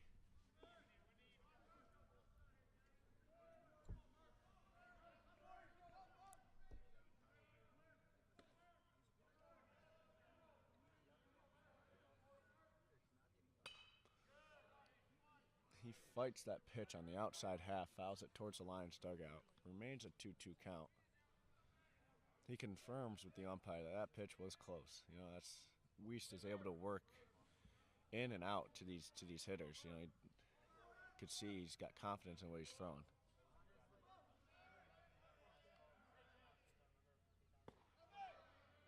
And as he just went out, he works inside, misses inside, get a little bit of jawing from the Lions. Looked like Guerrero in the outfield, a little confused and unhappy, but Murphy takes that fastball inside, heads to a 3-2 count.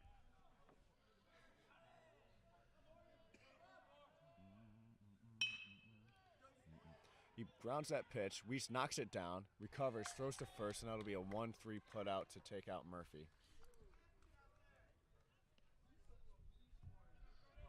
Now batting for the Bison, number 15, Andrew Croto.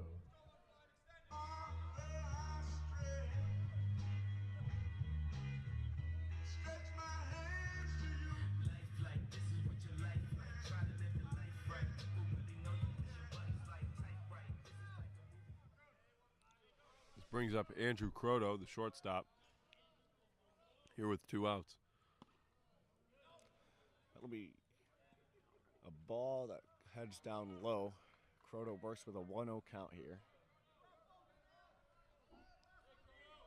Weist will try to make this a quick 1-2-3 inning. That's a fastball that ends outside. 2-0 count. Be big for Croto in the 9 spot to turn this back to the top of the order for the Bison.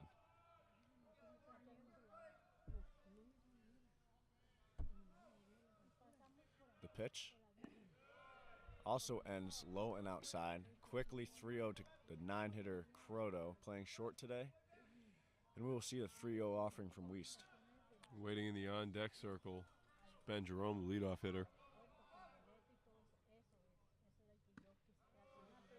And that fastball just gets the top of the zone. Right under the letters of Croto, makes it a 3-1 count.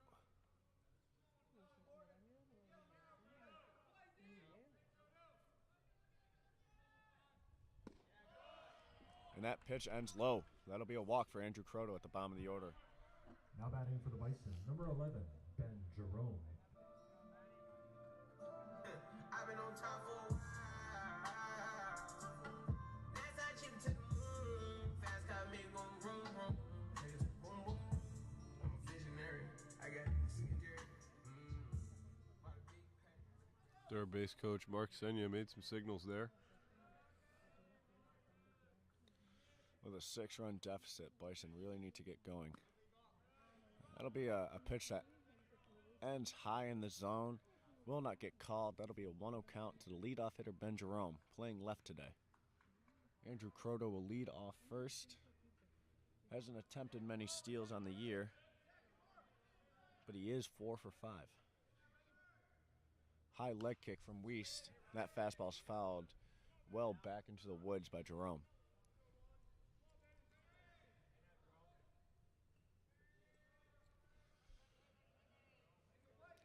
In a close game, you might see action, but at this point, you don't really want to take the bat out of your hitter's hands at a 6-run deficit. It looked like maybe a changeup there, something slower that was still out of the zone. Makes it 2-1 to Jerome.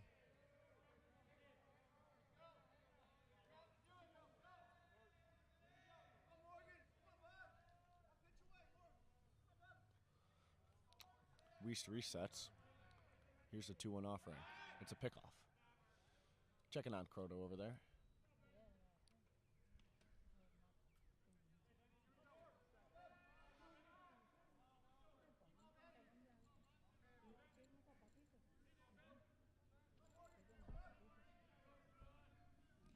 And here's the offering. A fastball well outside. Jerome working to a 3-1 count here. After 2 quick outs, Wiest is struggling to find the zone.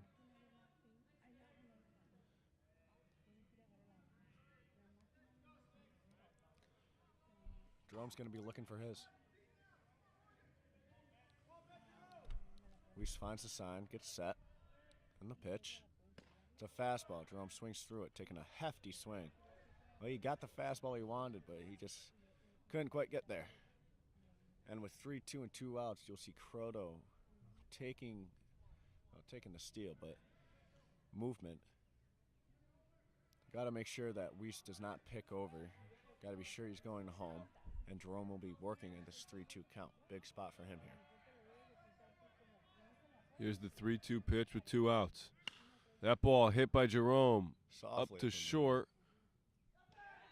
And Jerome beats out the throw to first. That was a good job by Jerome to hustle that hard 90. He hit that fastball outside pretty softly up the middle. Lendero was working towards it, made the throw, but Jerome, as we mentioned earlier, he's got speed, and he was able to beat that out, hard 90. Brings up a good spot here for Nate Cormier in a 2-out situation here in the bottom of the 6th inning. Men on first and second. It's Ben Jerome and Andrew Croto. See what he can do here to try and get some runs across or to extend the inning for the Bison.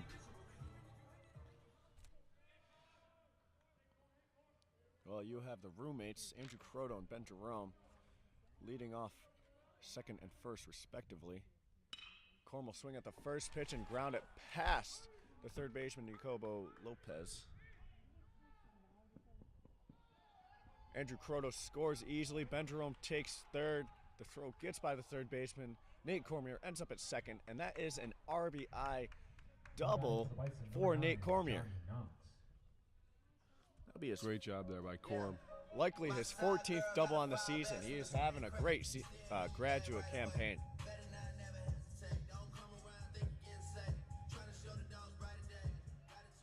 And, you know, 2-out walks, it's something in our program we preach cannot happen because, as you've seen here, Andrew Croto walks, Ben Jerome beats out a single, and Nate Cormier has an RBI double. Now you give it to your 3-hitter, Johnny Knox. He also swings first pitch. And there it is. Oh. Wow, we could see that from here. That ball clearly ended inside the line, past third base, but the home plate umpire calls that foul, and that'll be a reset. Did you see the same thing I saw the same thing as you. Yep. That's a bad call there. Wow. Yep. I'm with you right there. I'm just surprised because I could have sworn either the chalk kicked up or watched the dirt kick up on the right side of the line, but Yeah. Oh. regardless, it's a foul ball. It counts 0-1. He sees That that pitch fastball outside. You know, it's tough to reset after that because Johnny's had a tough day with calls. He was controversial call when it looked like he was safe at first, and right there it looked like he could have had a single or a double on him. Just as the momentum was going too. That's a blown call is a momentum killer. And he ends up hitting that fastball high into the air to right field.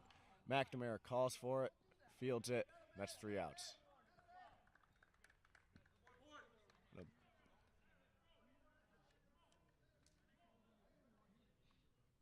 That'll merit a conversation from third base coach Mark Senya and head coach Tim Mayo. And we'll be back with more Bison baseball in the top of the 7th inning coming up next.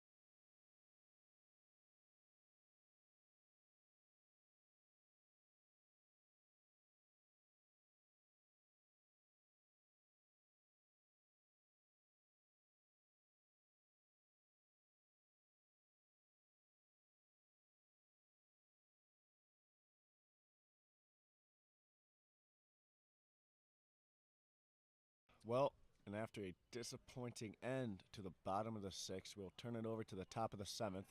Pat Doyle remains in the game. He'll be pitching to the third baseman, Jacobo Lopez, to lead off for the Lions. It's a first pitch breaking ball that he flares in the center, and that's a weakly hit single that drops in front of Valentin, the center fielder.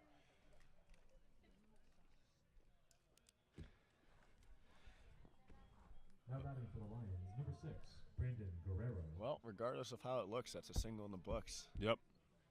Good job by Jacobo Lopez to work on for his team.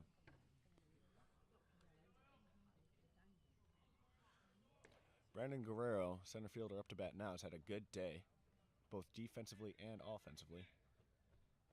And he'll work against Pat Doyle here.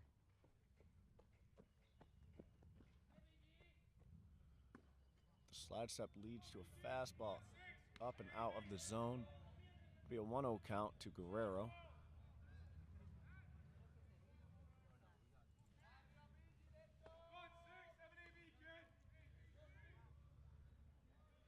Doyle checks on Jacobo Lopez.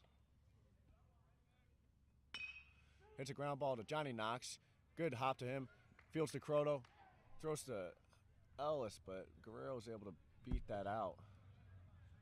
I mean, they work quick, but not quick enough.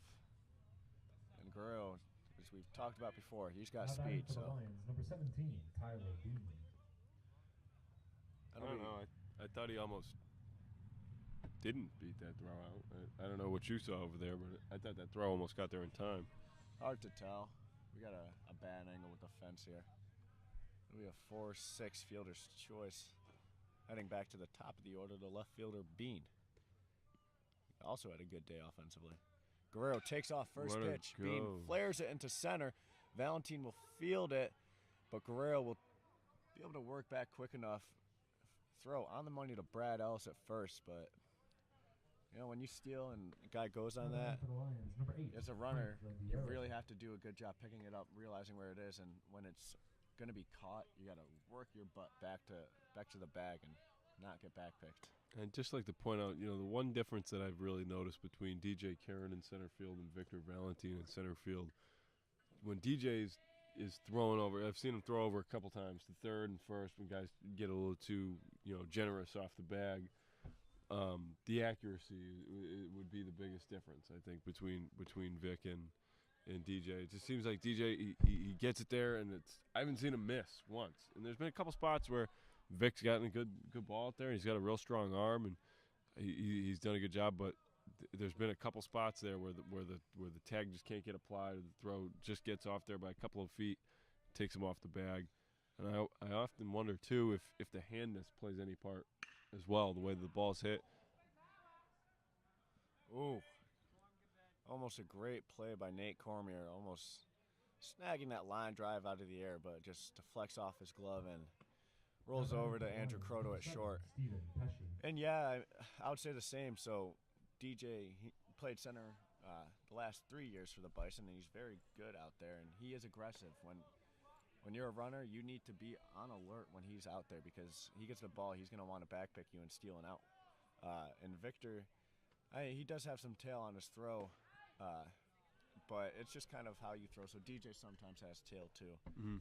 But yeah, I would usually hold that Victor Valentine as one of the most accurate and strongest arms in the outfield. Good combination, but today he just hasn't been able to put it all together. And we saw that in the top of the sixth when a couple of his throws were offline. Pat Doyle works a 1-0 count and ends up hitting the batter, Pesky. It'll lead to bases loaded with 2 outs.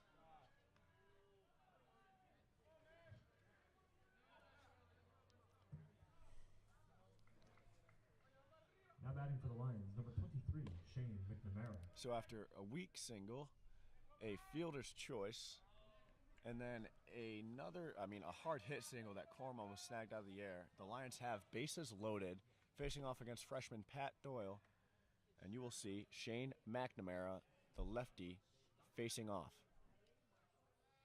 The first pitch is a breaking ball that seems to dive outside. It'll be a 1-0 count.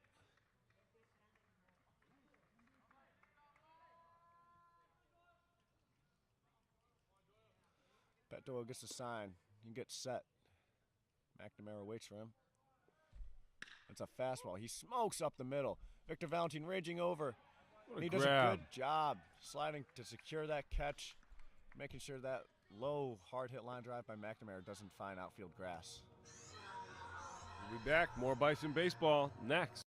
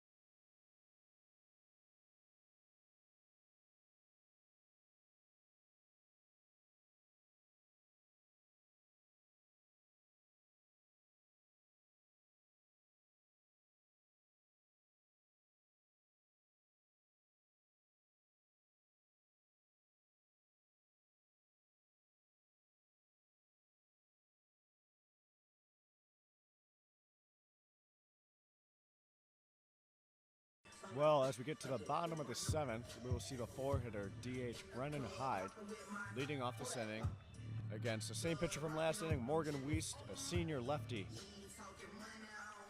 A little bit of controversy ending the last Bison hitting when A good hard hit ball by Johnny Knox was ended up called foul. Would have been a 2 RBI play, and none turned out to be an out. And that turned the inning over to Pat Doyle, who had a clean, well, not clean, but scoreless top of the 7th. And we're back to the bottom. Brennan Hyde swings through the first pitch, going to an 0-1 count. Sees the same pitch, smokes it to the second baseman. But he's not able to beat out. That'll be Pesky over there at second. Takes the hop off his chest, recovers, and gets it over in time to retire Hyde. Broadway girls in trouble. They on me, they tryna finesse me. They see me walking in the hard rock. My horse is washed. She telling me young, I'll jump on a horse. She get on the back. I went to the party, go buy a drink. She listen to Pink. She told me she down. I can't run out of money. The trenches look. Well, Brad Ellis, the hot-hitting first baseman, will be the second batter of this inning, facing off against the lefty Weist. He is 1 for 1 on the day with an RBI single and 2 walks. He sees the first pitch. Was that pitch called off? I'm not totally sure. It looked like off speed, and yeah, it was called a ball. But the umpire was motioning to both dugouts. A little unsure. Well, it will be a 1-0 count to Ellis. He sees that fastball over the middle. He flares it to right. McNamara shades in, makes the catch, and Ellis is retired quickly. Bring up Will Kleinhans, the right fielder. Now batting for the Bison, number 26, Will Kleinhans. Well, after a scoreless top of the 7th, you really hope the Bison would put on a long bomb of the 7th, but that's 2 quick outs for Weist. As he had 2 quick outs last inning, he ended up walking Andrew Croto and then giving up an infield single to Ben Jerome and a double to Nate Korm. We'll see if we can have some of that same magic. Will Kleinen smokes it to Jacobo Lopez, who fields it clean, makes the throw over to LaRue Porter, and that's a quick 1-2-3 inning for the Bison, bomb of the 7th. We'll be back for the top of the 8th.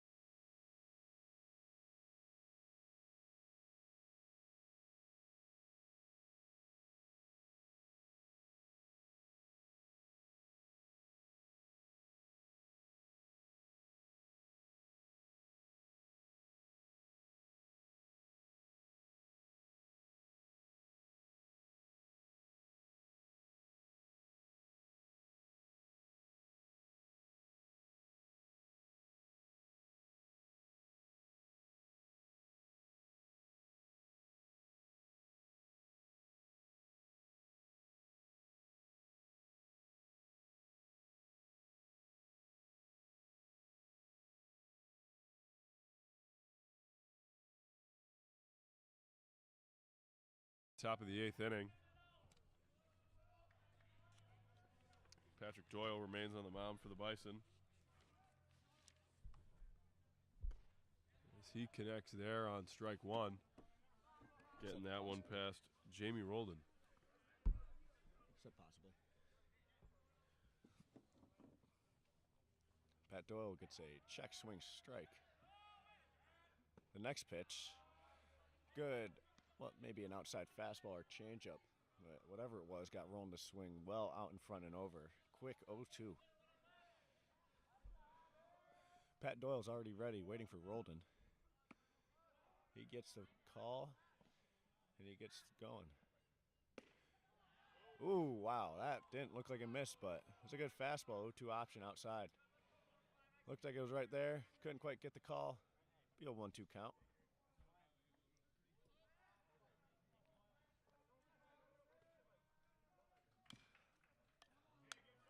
And that was a changeup. Roldan just got a piece of it, stay alive. Pat Doyle works from a little, kind of a lower arm angle. Good vertical drop on that changeup. And he hides it well. That'll be a fastball that goes high. Heads to a 2-2 count. This is where you make your money. This is the pitch Pat Doyle needs to make.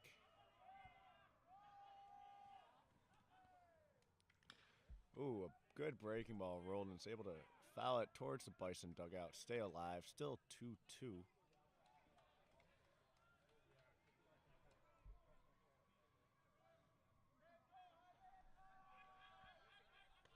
Doyle gets the sign from Murphy. Gets ready. Oh, and Roldan smokes that fastball in the left field. And that ball ends foul.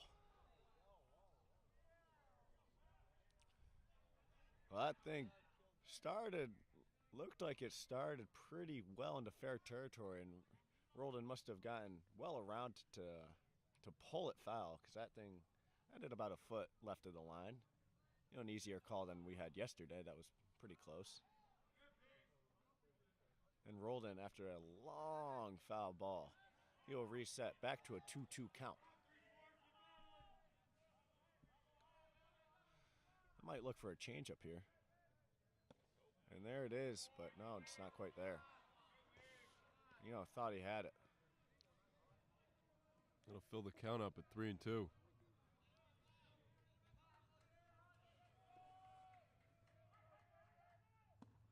And that'll end up the walk. Good job by Roldan to work one there, but I mean, Pat Doyle barely missing.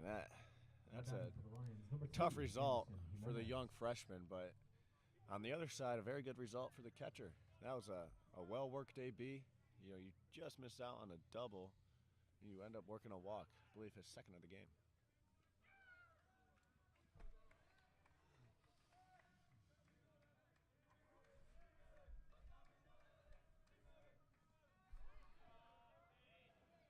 And Jimenez will go on that. Good job by Murphy to smother it. It'll be an 0-1 count. Jimenez, the DH, swings from the right side.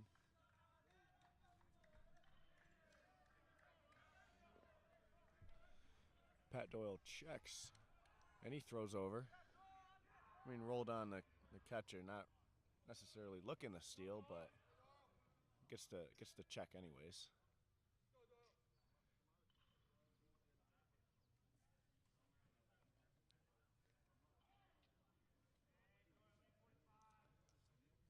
As he finishes tying his shoe over there at first base, we'll get a reset. Pat Doyle will work here with an 0-1 count to the DH, Jimenez.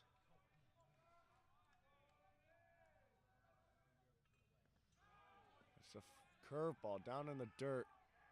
Deflected away from Murphy, and Roldan will take second base on that dirt ball read.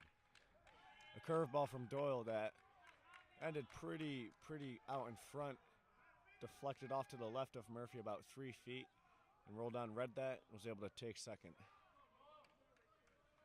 And it's like he ended up getting that double that he was so close to. You know, no outs, working here to a 1-1 count to Jimenez. That's fastball, works in there. Good job. Good pitch by Doyle. So, Isaac, you had mentioned before with 2 outs, runners taking a deeper depth off the bag, you know, and working their way in the base path. Now I see these a little closer to the grass here on the infield. So that ball hit deep into right field. Kleinhens makes the catch, no tag. Everything else stays the same now with 1 out at the top of the 8th. So what's the purpose for that lead off the second base bag? So when you're shorter, like you're less likely to try to make that aggressive turn towards home on a ball hit to the outfield, and you kind of want to be closer to third base if you have a dirt ball or you get a steal opportunity. So you're going to work closer, whereas with 2 outs where you're very less likely to steal third, you're going to work back just so you can get that better angle. That's a ground ball off the middle. Croto fields it. Good slide. Throws to Ellis, and a great play by Andrew Croto at shortstop. He was already shaded up the middle to help hold on Roldan, and that helped him immensely as he was able to field that ball, hit right back at Doyle. Good sliding stop, right to a feed to Ellis. That'll be a second out of the inning. And as we have mentioned before, that is the athletic infield of the Nichols Bison. When you have the combination of Andrew Croto at short and Johnny Knox, you are happy. Another barrel into left field. That drops in front of Jerome, deflects from him. Jacobo Lopez tries taking second, and he's thrown out by Jerome. Great job there by Ben Jerome to stay composed out and left, not getting the fly ball right away, getting the throw over to Knox, who has the awareness to get the tag down in order to get the out, and they get out of the inning. One run gets across there for Eastern Nazarene, scores 11-5. We get ready for the bottom of the 8th next.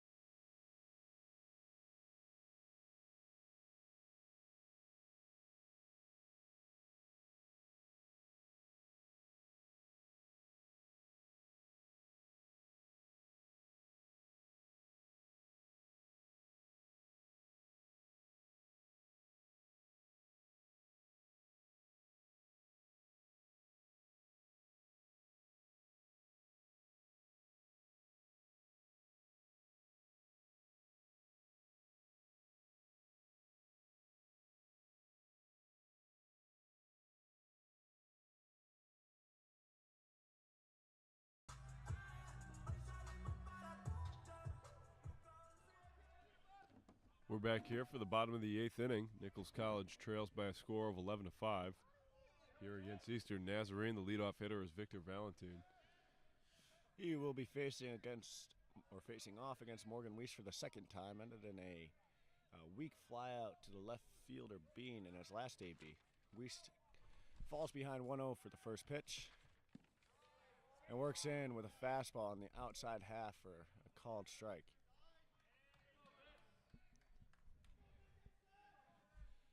As we get to the bottom of the 8th, this is crunch time. With a 6-run deficit, you need the Bison to get moving here. Breaking ball that Valentin fouls back. Quickly 1-2.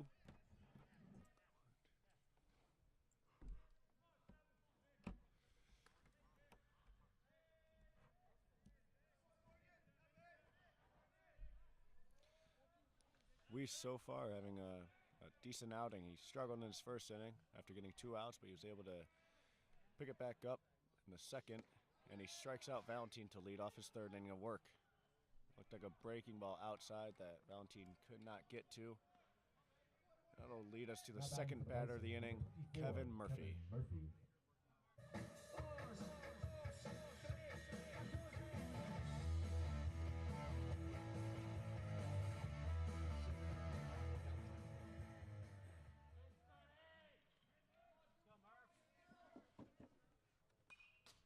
That ball fouled off there by Kevin Murphy. Makes the count 0-1.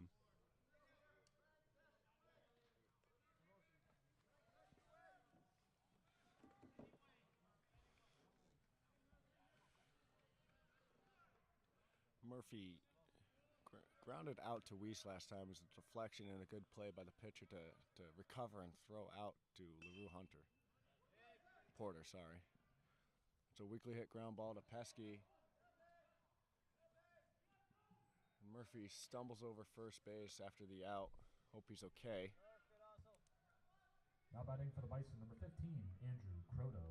And like the 2 innings before, that is a quick 2 outs for Weiss.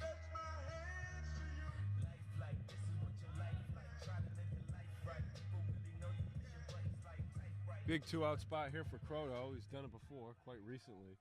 He was the reason why Nichols scored a run in the 6th inning against Weast. Worked a 2-out walk. And as like the last AB, he takes a first pitch ball.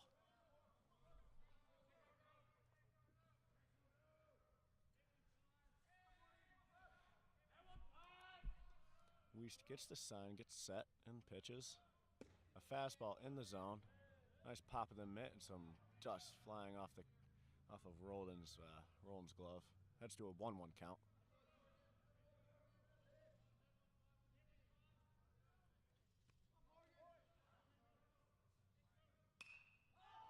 He pops that high into the air. That's heading over to the first base side. Stays in foul territory. And it looked like The catch is made.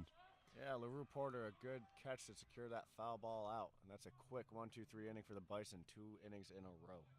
And that's how we'll head to the top of the 9th inning. More baseball next.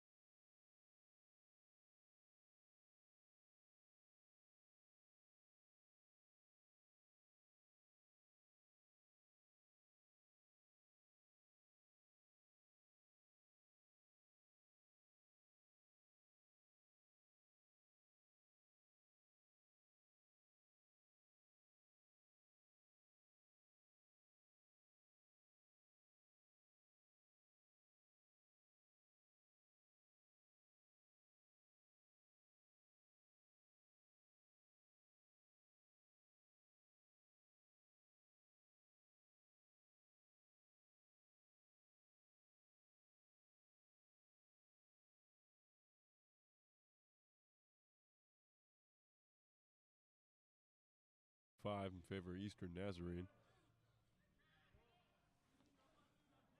The center fielder, Guerrero, will lead off the inning. He takes a first pitch ball from Pat Doyle, who's in his 3rd inning of work. Or, excuse me, his 4th as he came in to relieve Jack Cable. That's a ground ball right back at him. Fields it cleanly. Few jogs over to first before he gets it over to Brad Ellis. That's a 1-3 put out to lead off this top of the 9th. Now batting for the Lions, number 17, Tyler Bean. A breaking ball that Guerrero just punched right into the ground, right back at Doyle. A nice hop right to his chest, easy to field. But it will be the top of the order for the Lions, the dangerous part of their lineup. And Bean barrels that over to short. Croto with a good running field, but he can't get the throw over in time. Pulls Brad Ellis off the bag, and that's an infield single for Tyler Bean. So he's also had a good day. Now batting for the Lions, number 8, Frank Randiero. Not likely to see Bean moving with a 6-run lead, but he does have 7 steals on the year. He's only been caught once. Working to the freshman shortstop, Landero here.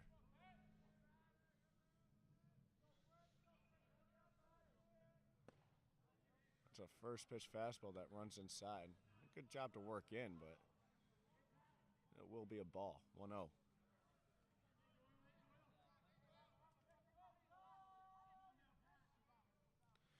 Pat Doyle gets the sign, gets set, and the pitch.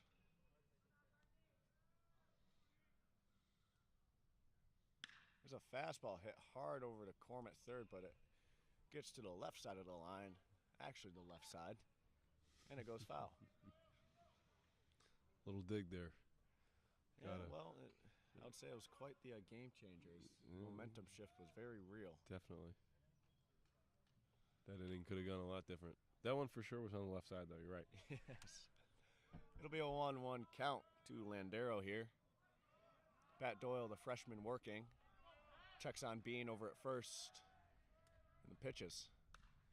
Fastball that runs up. Landero fouls it back past the Lions dugout into the woods. It'll be a 1-2 count. You have good speed, both in these 1 and 2 hole spots. It will be tough to turn 2, but you do want an out. Need to get the Bison back into the dugout working on offense. And the pitch. A fastball. Landero swung right through it. Good job by Pat Doyle locating what he wanted to outside, making it tough to hit. Batting for the Lions, number 7, Stephen Pesci. And that will be the second out of the inning. You got Stephen Pesci, the second baseman, playing a good day of baseball today. It'll be a tough out for Doyle, but if Doyle were to get him, he'll cement himself another good outing on the year. And he'll work this first pitch. It'll be a fastball in there, 0-1. And as I've mentioned before, nothing but praise for Pat Doyle. He's a freshman, but he knows how to work ahead and attack batters. He is not afraid up there. He checks on Bean over at first, and he does do a pick over. Keep him honest.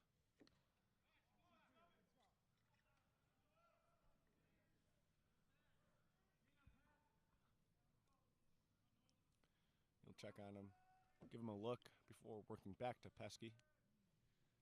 A breaking ball hit hard to Croto at short, and he'll just flip it to Knox for the easy out. 6-4 fielder's choice put out. We'll see the Bison in the bottom of the 9th facing a 6-run deficit.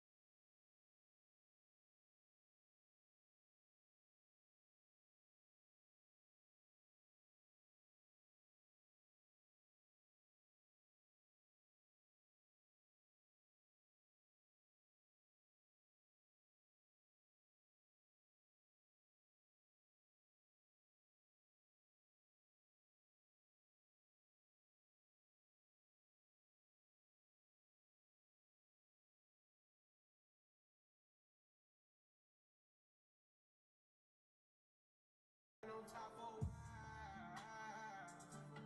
that's how cheap to the moon. Fast time make boom boom boom.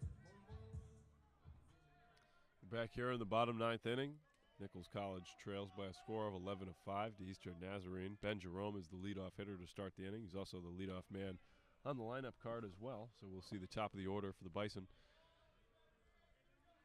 He will be facing the same pitcher working in his 4th inning, Morgan Wiest, a lefty, usually a starter. Wiest is throwing pretty well today, too. Yeah, as we saw Boynton, who has only started games, struggle, give up 2 runs in the 5th. Wiest came right in relief the next inning, and he's thrown 3 innings of 1-run ball. You hope the Bison offense can change that. That'll be a fastball that gets through the top of the zone, 2-1 count. And you just need Jerome to get on base and just start something here. Nothing too special, but get something going.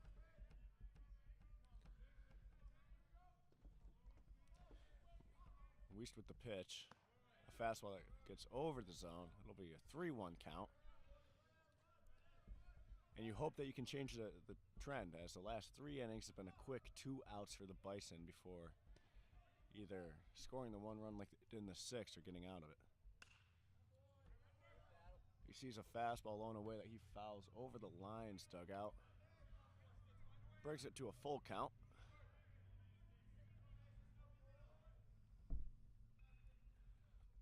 Weist resets. Gets on the rubber and checks in for Roldan for the sign. Ben Jerome waits. And the set. Jerome fights that off as well. It'll continue the full count here.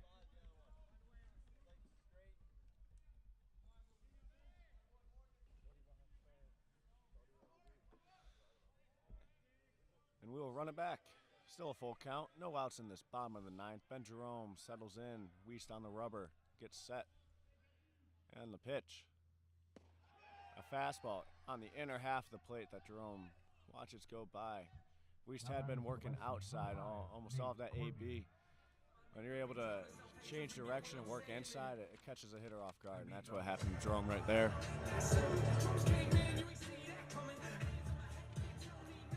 I'll be up to graduate captain Nate Cormier. He has one out here.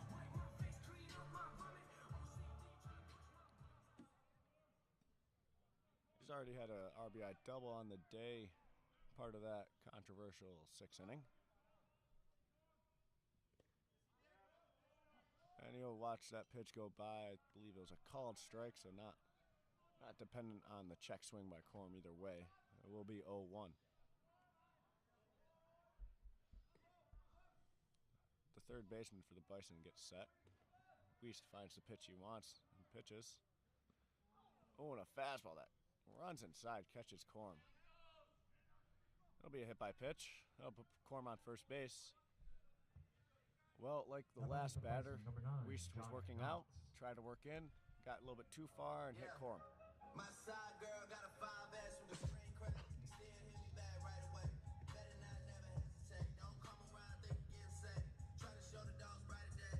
Got a choice trying to light the way. Biting everybody with your side rolling. Cause your next out probably won't ever see the light of day. Half fast, but you let them down. But I guess Well, Johnny Knox, the 3-hole hitter, second baseman, will be in. And he watches that fastball go low, but a 1-0 count. Nate Cormier will be leading off first base. His run is only a small part of it, as the Bison are behind by 6 in this 11-5 game with Eastern Nazarene. Weist gets set. And Johnny barrels that through the 5-6 hole. That'll be a single for him. Corm will advance to second. And they will advance it to the DH, Brennan Hyde. Oh, that throw gets away, but... Oh. Interesting throw by the left fielder, Bean. The Bison, number 8, Brendan Hyde. Nothing will happen of it.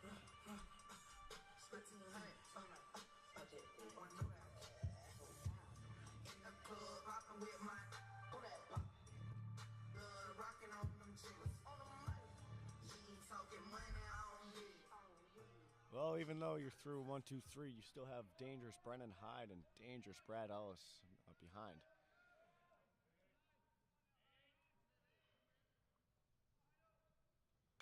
Hyde will swing at the first pitch fastball and foul it back. It'll be 0-1. As we mentioned earlier, Hyde with some heroics yesterday, as well as Brad Ellis fouling behind him. Hope you can repeat some of that. You have Nate Cormier at second, Johnny Knox at first. Morgan Weist is on the mound. He steps off, gets a reset. Lefty in his 4th inning of work. Gets set. And the pitch. It's a fastball that Hyde barrels up in the high left field. Bean moves over, and he won't be able to corral that. I think that got a little bit too far away from him. Ended near the batting cage and out of play left field. Hyde was well out in front of that fastball. It'll be a 0-2 count.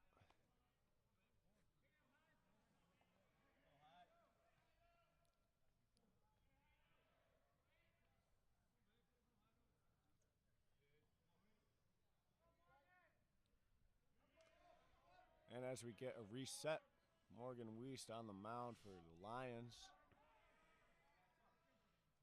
He'll get the sign he wants. And he'll pitch. Yeah, it was looked like a breaking pitch down in the zone. Hyde was able to check his swing. Field umpire confirmed it. It'll head to a 1-2 count. Only half the battle.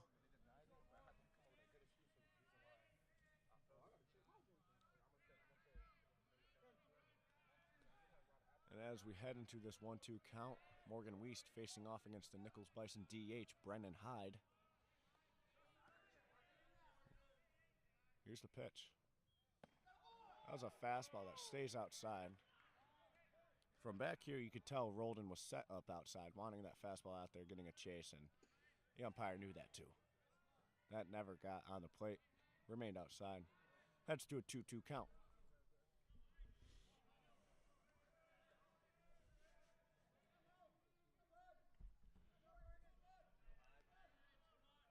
Wiest will get set.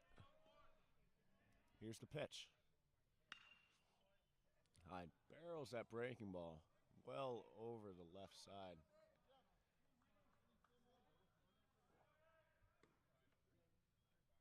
It'll remain a 2-2 count.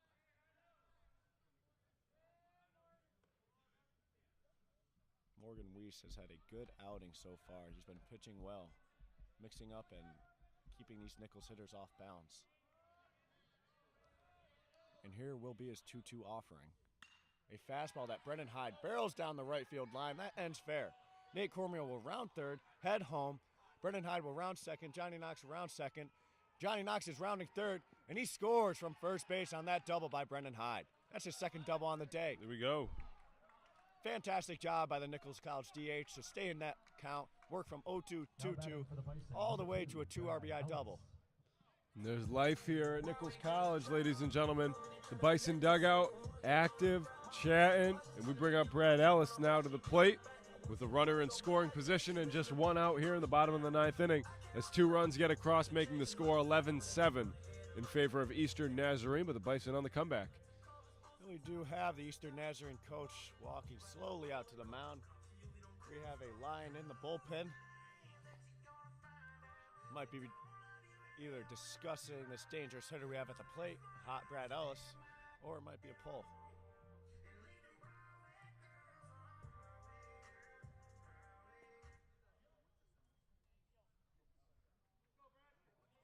Well, the conversation continues. Aggressive send by third base coach Mark Senya, sending Johnny Knox from first base, but it worked. The throw was not relatively close. Wiest will stay in this game. Brad Ellis. Hopefully he can follow up Brendan Hyde's late inning heroics there. Even though we got 2, we're still down by 4.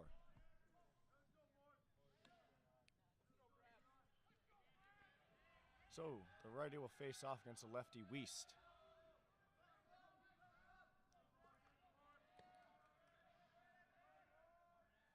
Brad is 1 for 2 on the day. RBI single in the first. You'll see that first pitch looked like a fastball that stays well outside. It's a 1-0 count. Brendan Hyde probably won't be doing too much off second. Don't want to run into an out. Base runners are valuable at this point in the game. Ellis stands in on the 1-0. That's a fastball in there. That's a 1-1 count. We still working to his arm side effectively. Might see some signs of being tired as he was working out and in very effectively during the first few innings, and seems like he's kind of gotten away from that inside part of the plate. He hit Nate Cormier earlier this inning on an inside fastball. He gets set and the pitch. A breaking ball ends low. Brad does a good job not chasing. Brendan Hyde will stay at first as Roldan smothered that ball. Good job by the catcher. Heading into this 2-1 count, you want to see Brad be aggressive on the pitch he wants, not expand the zone.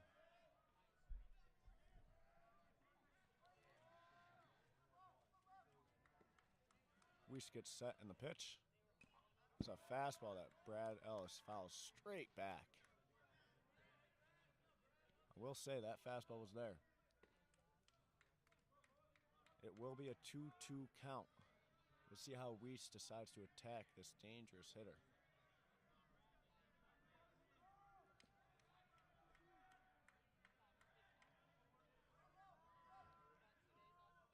And as he gets the pitch he wants, he will come set. And the pitch. Brad Ellis hits that high into right field. McNamara will settle under it. No tag from Brennan Hyde at second. And that'll be the second out of the inning. Yeah, fastball in the zone that Brad Ellis just got under a little bit. Now here we are in the bottom 9 with 2 outs. 1 runner on second base for Nichols College. Brings up number 26, the right fielder, Will Kleinhens. See if he can keep things going here, Isaac.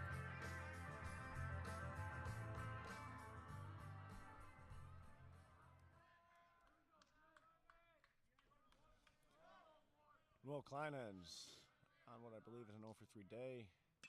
Will hit that first pitch high into the air. Guerrero will settle under it. And that will be the final out of this matchup. Eastern Nazarene takes down the Nichols Bison 11-7. Ladies and gentlemen, thank you again for joining us here at one Nichols College. The final score, as you heard from Isaac, 11-7 in favor of Eastern Nazarene. We appreciate you being here for this weekend of Bison baseball, the doubleheader yesterday and today's game. As we prepare to take a little break from our broadcast, we'll be back again on the 9th, and we get ready for more baseball from the Bison as well as playoff conference baseball within the next week. So thank you again for tuning in. On behalf of myself, Jonathan Conti, and Isaac Blanford, joining me in the booth, our production man for the day, Jonathan Vincent, we wish you well, and we'll see you again soon. Go Books, go Bison.